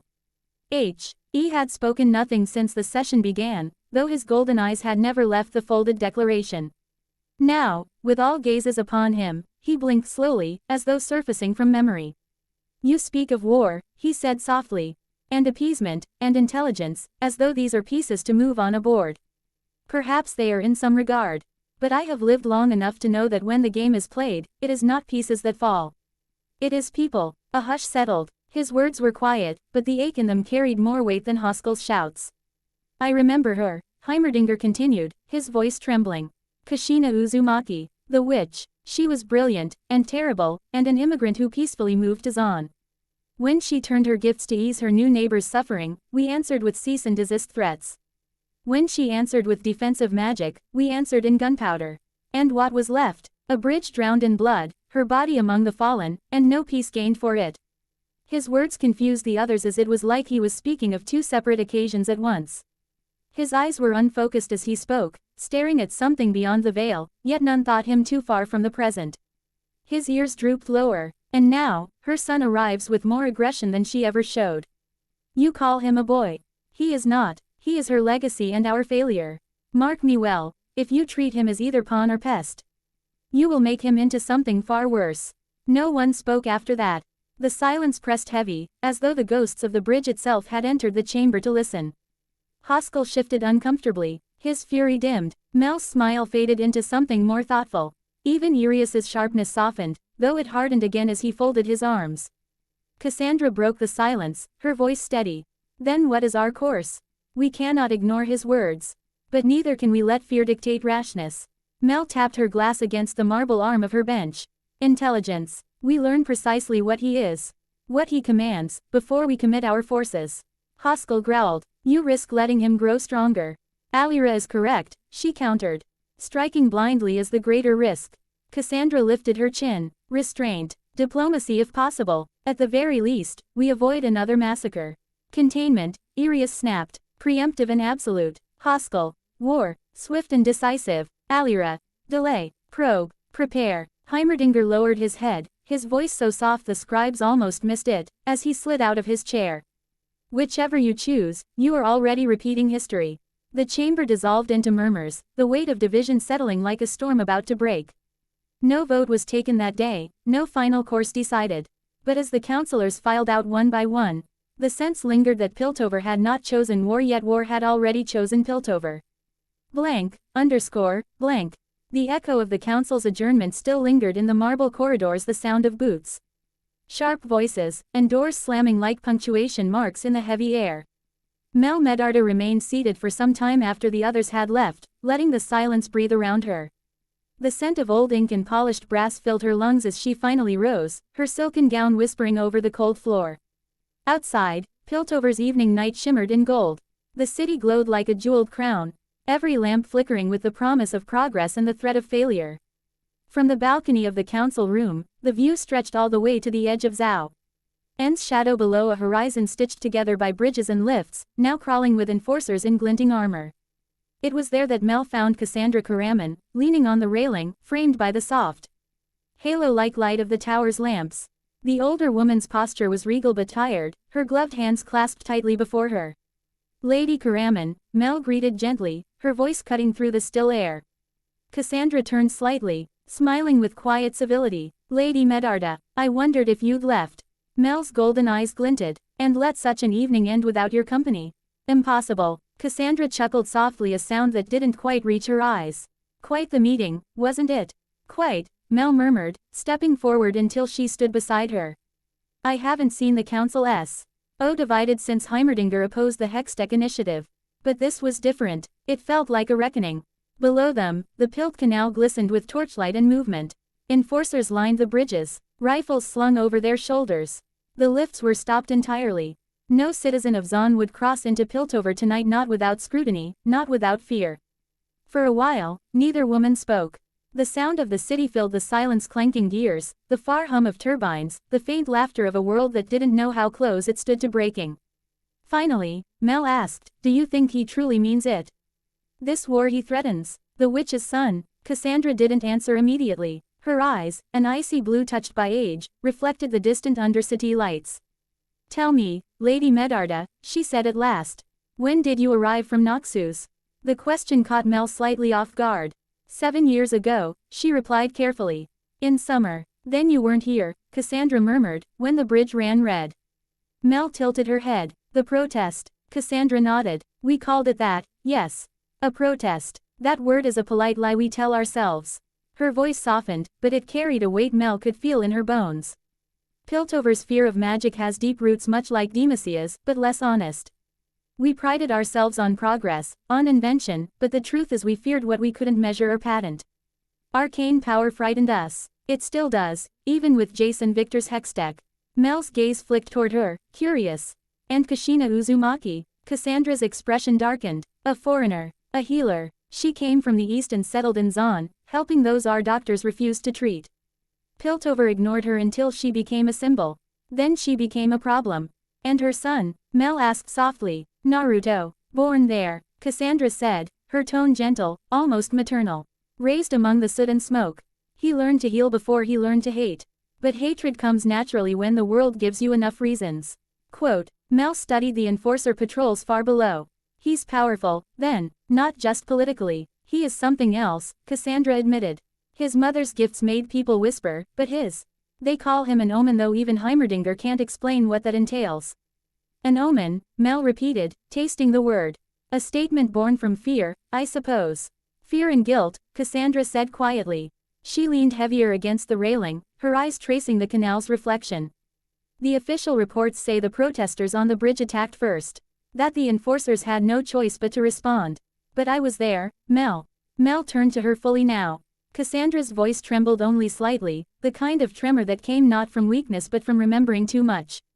"They had no weapons," Cassandra continued. "They were chanting, holding banners. Families, children, laborers. When Grayson ordered the nightsticks, I thought it would end there. But someone panicked, an enforcer, a commander. I don't know who, and live rounds followed. The screams." She exhaled, long and weary. When the smoke cleared, Kushina Uzumaki was dead. Her body shielded several people from the bullets, but even then she did not turn her magic to harm another person. Maybe she didn't have time, maybe something else stopped her. Mel's throat tightened, though she showed nothing on her face. "And the boy?" she asked. "They say he disappeared over the bridge into the Pilt," Cassandra replied. "Nobody searched for his remains. I believe it was out of fear that he could have lived. His mother was buried, cremated to make sure none of her sorcery could possibly curse us or even bring herself back to life." For a long time, Mel said nothing. The breeze tugged at the silk of her gown, at Cassandra's coat. Far below, the murmur of Piltover's engines felt like a heartbeat gone irregular. Finally, Mel whispered, "So that is why they call him the witch's son." Cassandra nodded once. "And why he will never forgive us." Mel was silent for several breaths before speaking again. "You were the only one in that room today who didn't speak with venom." I've seen what venom does, Cassandra said. I've seen it poison both sides until neither remembers who fired the first shot. She turned toward Mel, meeting her golden gaze with tired sincerity. I don't want another bridge, Lady Medarda. I don't want another massacre. Quote, Mel's expression softened, though her words came measured and poised. And yet, if we give in to his demands, what will remain of Piltover's authority? If Zahn becomes independent, if we acknowledge his right to dictate terms, then maybe we learn humility, Cassandra interrupted quietly. Mel blinked, surprised at the bluntness. Cassandra smiled faintly. You think I'm naive? Maybe I am, but I've watched the Undercity grow, watched it suffer and harden and adapt. They are no longer our reflection. They are their own people. We can't keep pretending they're just another district of Piltover. They don't think like us. They don't dream like us. Maybe it's time we let them define themselves. The words hung in the air like a forbidden prayer. Mel turned her gaze back toward Zahn's dim sprawl. Do you know what Noxus would do if it sensed division here? Or Demacia, for that matter. Piltover has survived because it stands united, science above chaos, logic above superstition. The moment we concede that magic has power, we invite every empire that covets it to our door. Cassandra tilted her head slightly, studying the younger woman. And yet you're curious about him, aren't you? About his power. Mel didn't answer right away. Curiosity, she said finally, is a luxury I rarely deny myself. Her lips curved faintly, but Cassandra saw through it. She always had. You remind me of my daughter, Cassandra said gently. Caitlin sees good even in those we call dangerous. Perhaps that's why she'll survive where others won't. Mel turned to her sharply. But Cassandra's eyes were already on the canal again. You think we're heading toward ruin? Mel asked. I think we already crossed that bridge once, Cassandra replied, and burned it behind us. Mel's hands tightened on the railing. The gold of her jewelry caught the lamplight, glittering like tiny suns against the darkness. So he really will start this war. I believe he's giving us a chance not to, Cassandra countered. He could have struck already. The fact that he hasn't tells me he wants something more than blood. Mel considered that. And if he's lying, Cassandra smiled without humor, then Piltover will do what it always does, underestimate what it fears. The wind rose briefly, carrying the sound of the city upward, the clatter of gears, the hiss of pressure valves, house and unseen machines humming in unison. Mel exhaled softly. You know, my mother once told me the difference between power and wisdom is a fool's naivety. But I've learned the council has neither, and I can't tell which is worse. Nor does the Undercity, Cassandra said. But perhaps one boy with too much magic and too much grief might teach us both. Mel turned to look at her fully now, her dark eyes burning like polished garnet with every glint of her jewelry. You almost sound hopeful. I am, Cassandra admitted. Not for us but for them. She straightened her posture, the brief vulnerability fading behind her usual composure. If this war begins, I'll do what I can to temper the council's decisions. But understand this: if you choose to use him, or study him, or provoke him out of curiosity.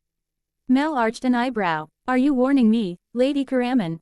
Cassandra met her gaze, unflinching. I'm reminding you that monsters are often made with good intentions.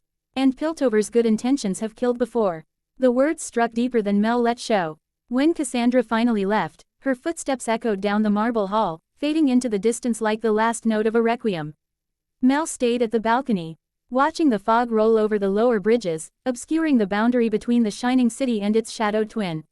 For a time after Cassandra's leave, she stood alone, tracing the imaginary line where Piltover ended and Zahn began, and wondered which of them truly lived in the light. It's been a month with no word. Naruto raised his head to look at Renata as she entered the conference room. She is the first to arrive of the officers he set up to be leaders in the possible civil war. Her eyes didn't bother looking to him when she spoke, instead focusing on Nding, her seat at the end of the table where her back could be against a wall. I know, Naruto responded simply, not bothered by what was intended to be a daunting statement. I'm not worried. Before Renata could question his stupidity because it was stupid to not be worried about an enemy that has not answered your terms. The others started arriving. The first to arrive was Sevika. She still wore her dark brown leather jacket and trousers, but now it is reinforced with rune-inscribed metal plates and mesh. Her left arm that was lost in the explosion against Silco several years ago is replaced with a smooth, rustic metal arm. Inside were glowing wires and tubes filled with a red liquid that circulated from the larger piece connected to the nerves in her shoulder. As she took a seat, Kaka's Hai and Shikamaru had arrived, both of them wearing black full cloaks. They had snuck out of Piltover to be in the meeting, which is still in a full martial lockdown.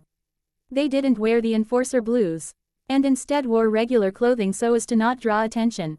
After them came Naruto's closest Chembaroness affiliate, Kurina Viraza. While other Chembrons had their vices and niches of creation's eye, and their attempt to be similar to Piltover clans, Kurina took a non-industrial approach that was more delicate despite her personality being the sharpest edge among her peers. She sought the silent ATH of exotic flowers and poisonous extracts, and with that she aimed to be the envy of merchant clans. Now that all of us are here, we can begin. Naruto looked around and gazed at each of the people present. First up for today is talk of shimmer appearing in the deep recesses of Zon. No one knows how, or who supplies it, but people are getting their hands on it. Renata sat back in her chair and gave a stern glare at the blonde. Shimmer is a liquid that forms mutations rapidly within the person who drinks it. It reacts minorly to plants, but they show similar signs in animals. It's unstable, absurdly so. Do we know the origins? Kakashi asked, looking at Naruto before Renata. I heard that Silco was the manufacturer some years ago, but it's still appearing. Silco had a provider, Kurina answered from her corner of the table. Some alchemist in Zon. It seems that someone else has come to take over distribution. Do you know who? Kurina shook her head at Naruto's question. They're more elusive than the alchemist himself. No one said anything and Naruto held his chin in thought. Keep an eye out, destroy any that show up in the streets, he told everyone with stern eyes. I don't want anyone becoming addicted to that shit. Find out who is working for this new partner, and look for this alchemist creating this junk. Everyone agreed to his statement and he looked at his paper with notes. Next is some interesting news of herd. Noxian ships are spotted a few dozen nautical miles north. Heading for us. Now that spiked some interest in the group. Noxians. Coming here. Why? Sevika questioned. They must smell how weak Piltover is with our declaration of independence, Renata grunted with narrowed eyes. Why else would those warmongers want to come here? Actually, I think I know the reason, Kakashi spoke up. One of the council members, Mel Medarda, is the daughter of one of Noxus generals. She may be the one coming. Ambessa the wolf, I know her well. Naruto sighed and leaned against the arm of his chair. She's a strong warrior, cruel to her opponents, but very predictable. She will come here 'cause she wants warriors, and a weapon. How do you know her? Renata's eyes shot to him in surprise. You don't leave Zon after what happened in Ionia. I like to know what is happening to our neighbors before I plan something, and I did so before declaring our independence. Naruto shrugged as if it was obvious. Noxus is still reeling from their recent regime change. Shirima is empty and their northern lands are occupied by Noxus. Being surrounded by them makes them important to keep tabs on. Smart boy, Kurina complimented with a smirk. Yes, but either way I have contingencies for if Ambessa is here for anything other than sightseeing. Naruto moved the notes to the side to show a blueprint of some kind of orb. Ziggs has been making marine explosives with enough energy to rip apart the steel Leviathan ships from Noxus.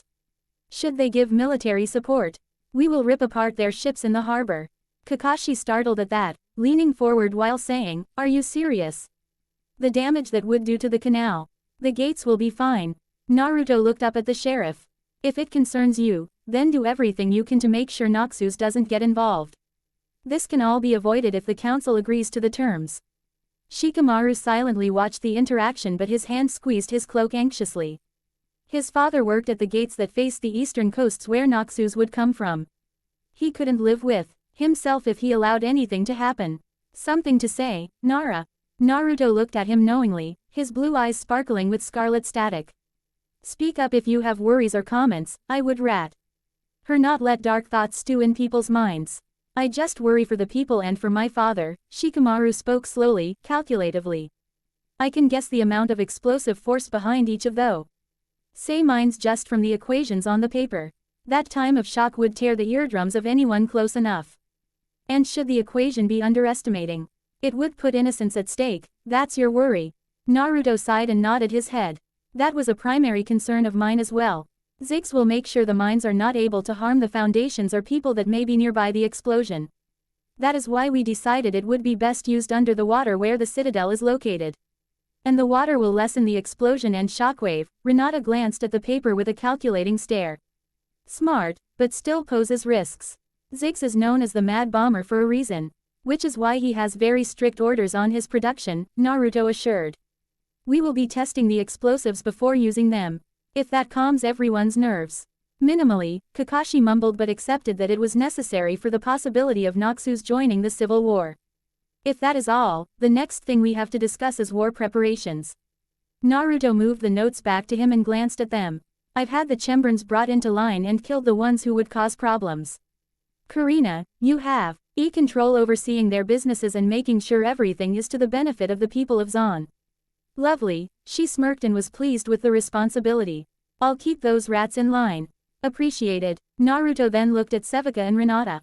As for the people, they are to be armed but no one is to go up and cross that bridge. They may fight for their homes but the war is mine to fight. Before the two women could acknowledge his statement, he turned his gaze to Kakashi and Shikamaru. This means this is your last chance to decide how this goes. Any enforcer that tries to enter Zon, or stands in my way of showing force to get the council to back down, will be killed. If you cannot get them to stand aside, that is not my problem. They only know what is being released by the council. You cannot possibly kill everyone that gets in your way. Shikamaru narrowed his gaze as he couldn't believe what Naruto was saying. They are fathers and mothers, sons and daughters. They are just following orders. Kakashi winced at the final statement. Naruto was silent as he listened to the deputy, an enforcer he got into position through Cassandra. Then his mind drifted to the massacre on the bridge. The deaths of protesters. The death of his mother. All from people, just following orders. The great thing about having free will is that you are able to distinguish and do what is right and what is wrong. Naruto's words came out slow, deliberate, contemplating a haunting ghost of the past. My mother was a very powerful woman, but she was branded the Red Witch, as if she was some kind of danger. She could have used her magic for bad, to get everything she wanted, yet she taught me that our arcane abilities are to heal and protect other people.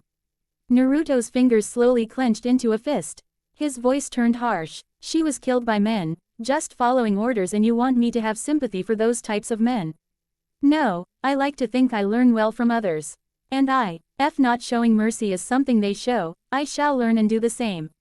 He then looked at Shikamaru and his eyes were now a deep scarlet, completely overtaken by his magic. If you truly care about them, then you will make sure the orders they follow are to stand aside. The room was tense as if the oxygen became toxic to the people in the room. Even Renata with her breathing apparatus was struggling to breathe. Naruto. The tension immediately went away as Jinx's shout came from beyond the door.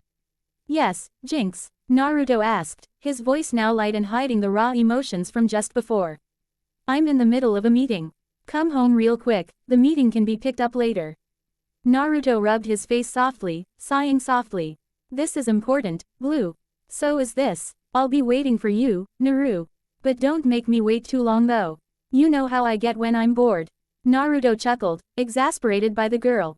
I guess that's a good place to end. I hope for a good resolution if we don't get an answer from the council in the next 2 months it will be war. He gathered his stuff and gave one last glance at Shikamaru before leaving.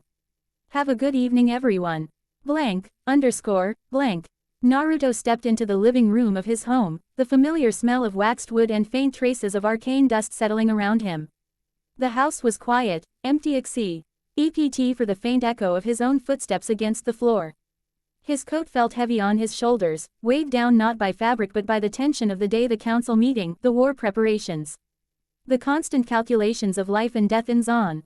He pulled it off, shaking it out and glancing around. Nothing moved. No Jinx's chaotic energy bouncing off walls, no small, impatient figure waiting with mischievous grin. Only silence, so heavy it pressed against his ears. Jinx. His voice was soft, careful, not the commanding tone he often carried, but one measured for someone he cared about. No answer came, only the quiet hum of the city beyond.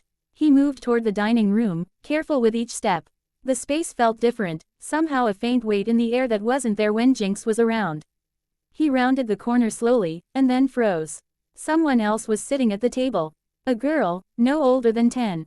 Lightly tanned skin, chestnut hair that fell unevenly over her forehead, honey amber eyes wide and cautious. She wore a sleeveless denim jacket over a loose black shirt and tan trousers, and in her small hands she held a crayon, the stub tip pressed against a sheet of paper. Her drawings were careful, deliberate, almost tentative. When her eyes met his, they snapped wide, and she froze as if caught between curiosity and fear. Hey there, Naruto said gently, raising his hand in a slow, open gesture. He crouched slightly, lowering himself to her eye level. His movements were deliberate, measured, not threatening, but warm and inviting. What are you doing here? My name's Naruto. What's yours? The girl's hands tightened around the crayon, her shoulders inching toward her ears. She didn't answer, only watching him carefully, eyes darting to the corners of the room, then back to him. Slowly, she pointed upstairs. She's upstairs? Naruto asked, nodding slightly to himself. The girl gave a tiny nod. Can you not speak? He motioned gently, tilting his head, allowing her space to answer. A shake of her head. He smiled softly, settling into the chair across from her. That's okay. Do you know sign language? He moved his hands slowly, deliberately, fingers shaping the motions carefully. Her eyes widened. After a pause, her fingers hesitated before forming an answer. No one knows sign. How do you know? Naruto's smile softened, almost melancholic. Some kids can't hear, so I learned to talk to them. His hands moved again. Can you spell your name for me? Her hands shook slightly before forming the letters, I-S-H-A, Isha, he repeated gently. She nodded, biting her lip as if uncertain. Did a girl bring you here? He asked, curiosity and care mingling in his tone.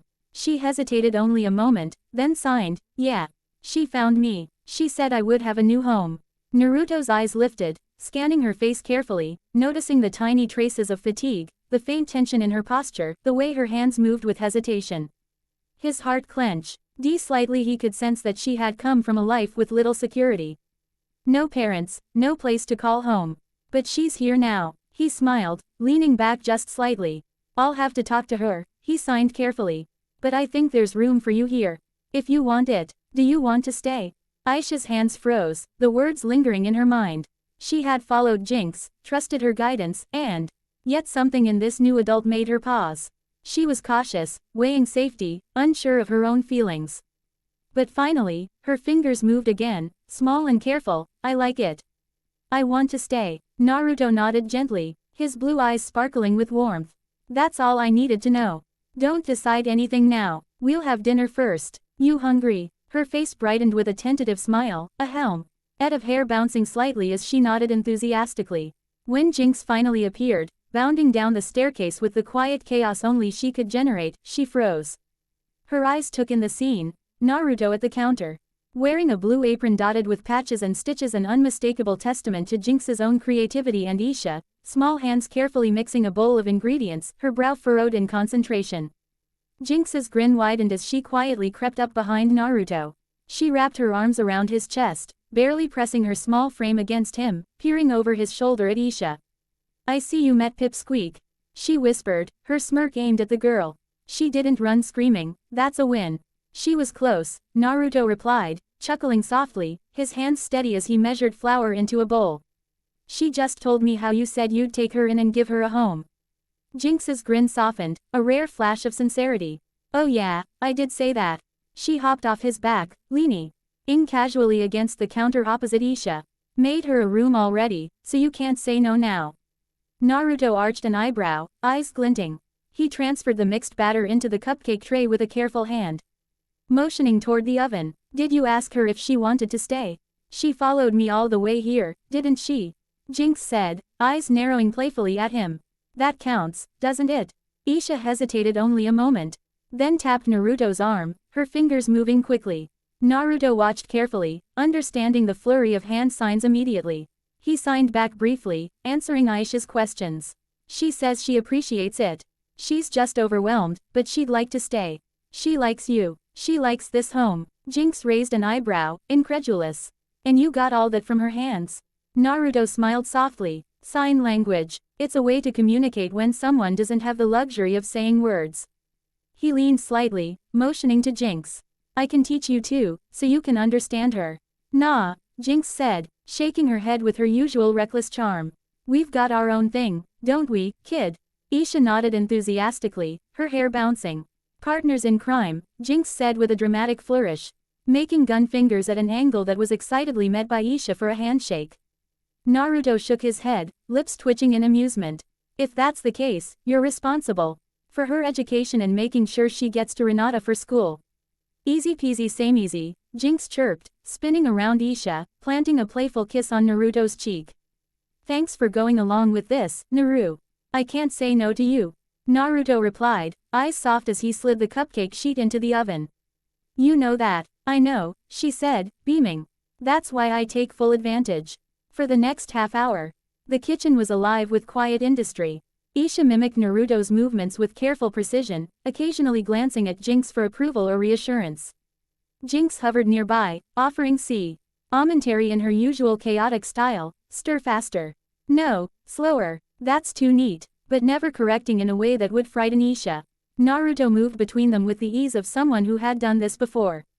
He noticed when Aisha's hands trembled slightly, when her posture stiffened, when she flinched at sudden noises. He adjusted his pace, lowered his voice, and let the girl set her own rhythm. When Isha poured chocolate chips into the batter, Naruto smiled quietly. She's learning trust in little pieces, he thought. Like her hands, like her movements. One step at a time. At one point, Aisha's pencil rolled off the counter. And she jumped slightly. Naruto leaned over, smiling warmly. It's okay, he said, signing with gentle fluidity, you're safe here. No one will hurt you. Her wide eyes blinked at him. A subtle tremor in her shoulders easing. She pressed her small hands together and nodded slowly, gaining confidence in the unspoken promise. Jinx, noticing the moment, nudged Isha playfully. See, he's a softie, you're gonna like it here. Don't worry, I've got your back. The girl smiled faintly, the first glimmer of light in a long shadow. As they finished preparing the batter, Naruto cleaned the countertops with careful hands. He looked at Isha and Jinx, at the small domestic scene, and let a faint sigh escape him. It was rare, this quiet, this normalcy.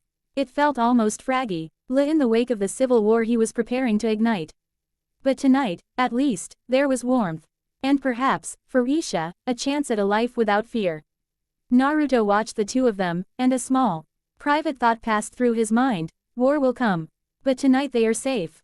The oven dinged, signaling the cupcakes were ready. Aisha's eyes lit up, and she glanced at Naruto, then at Jinx. The chaotic older girl beamed back at her. Throwing her arms wide, Naruto smiled softly, letting the rare weight of contentment settle in his chest. He had no illusions the coming days would bring violence, loss, and impossible choices, but for tonight, he had two small victories, a girl who could laugh, and the chaotic energy of Jinx to remind him that family could be chosen, nurtured, and fiercely protected. The end.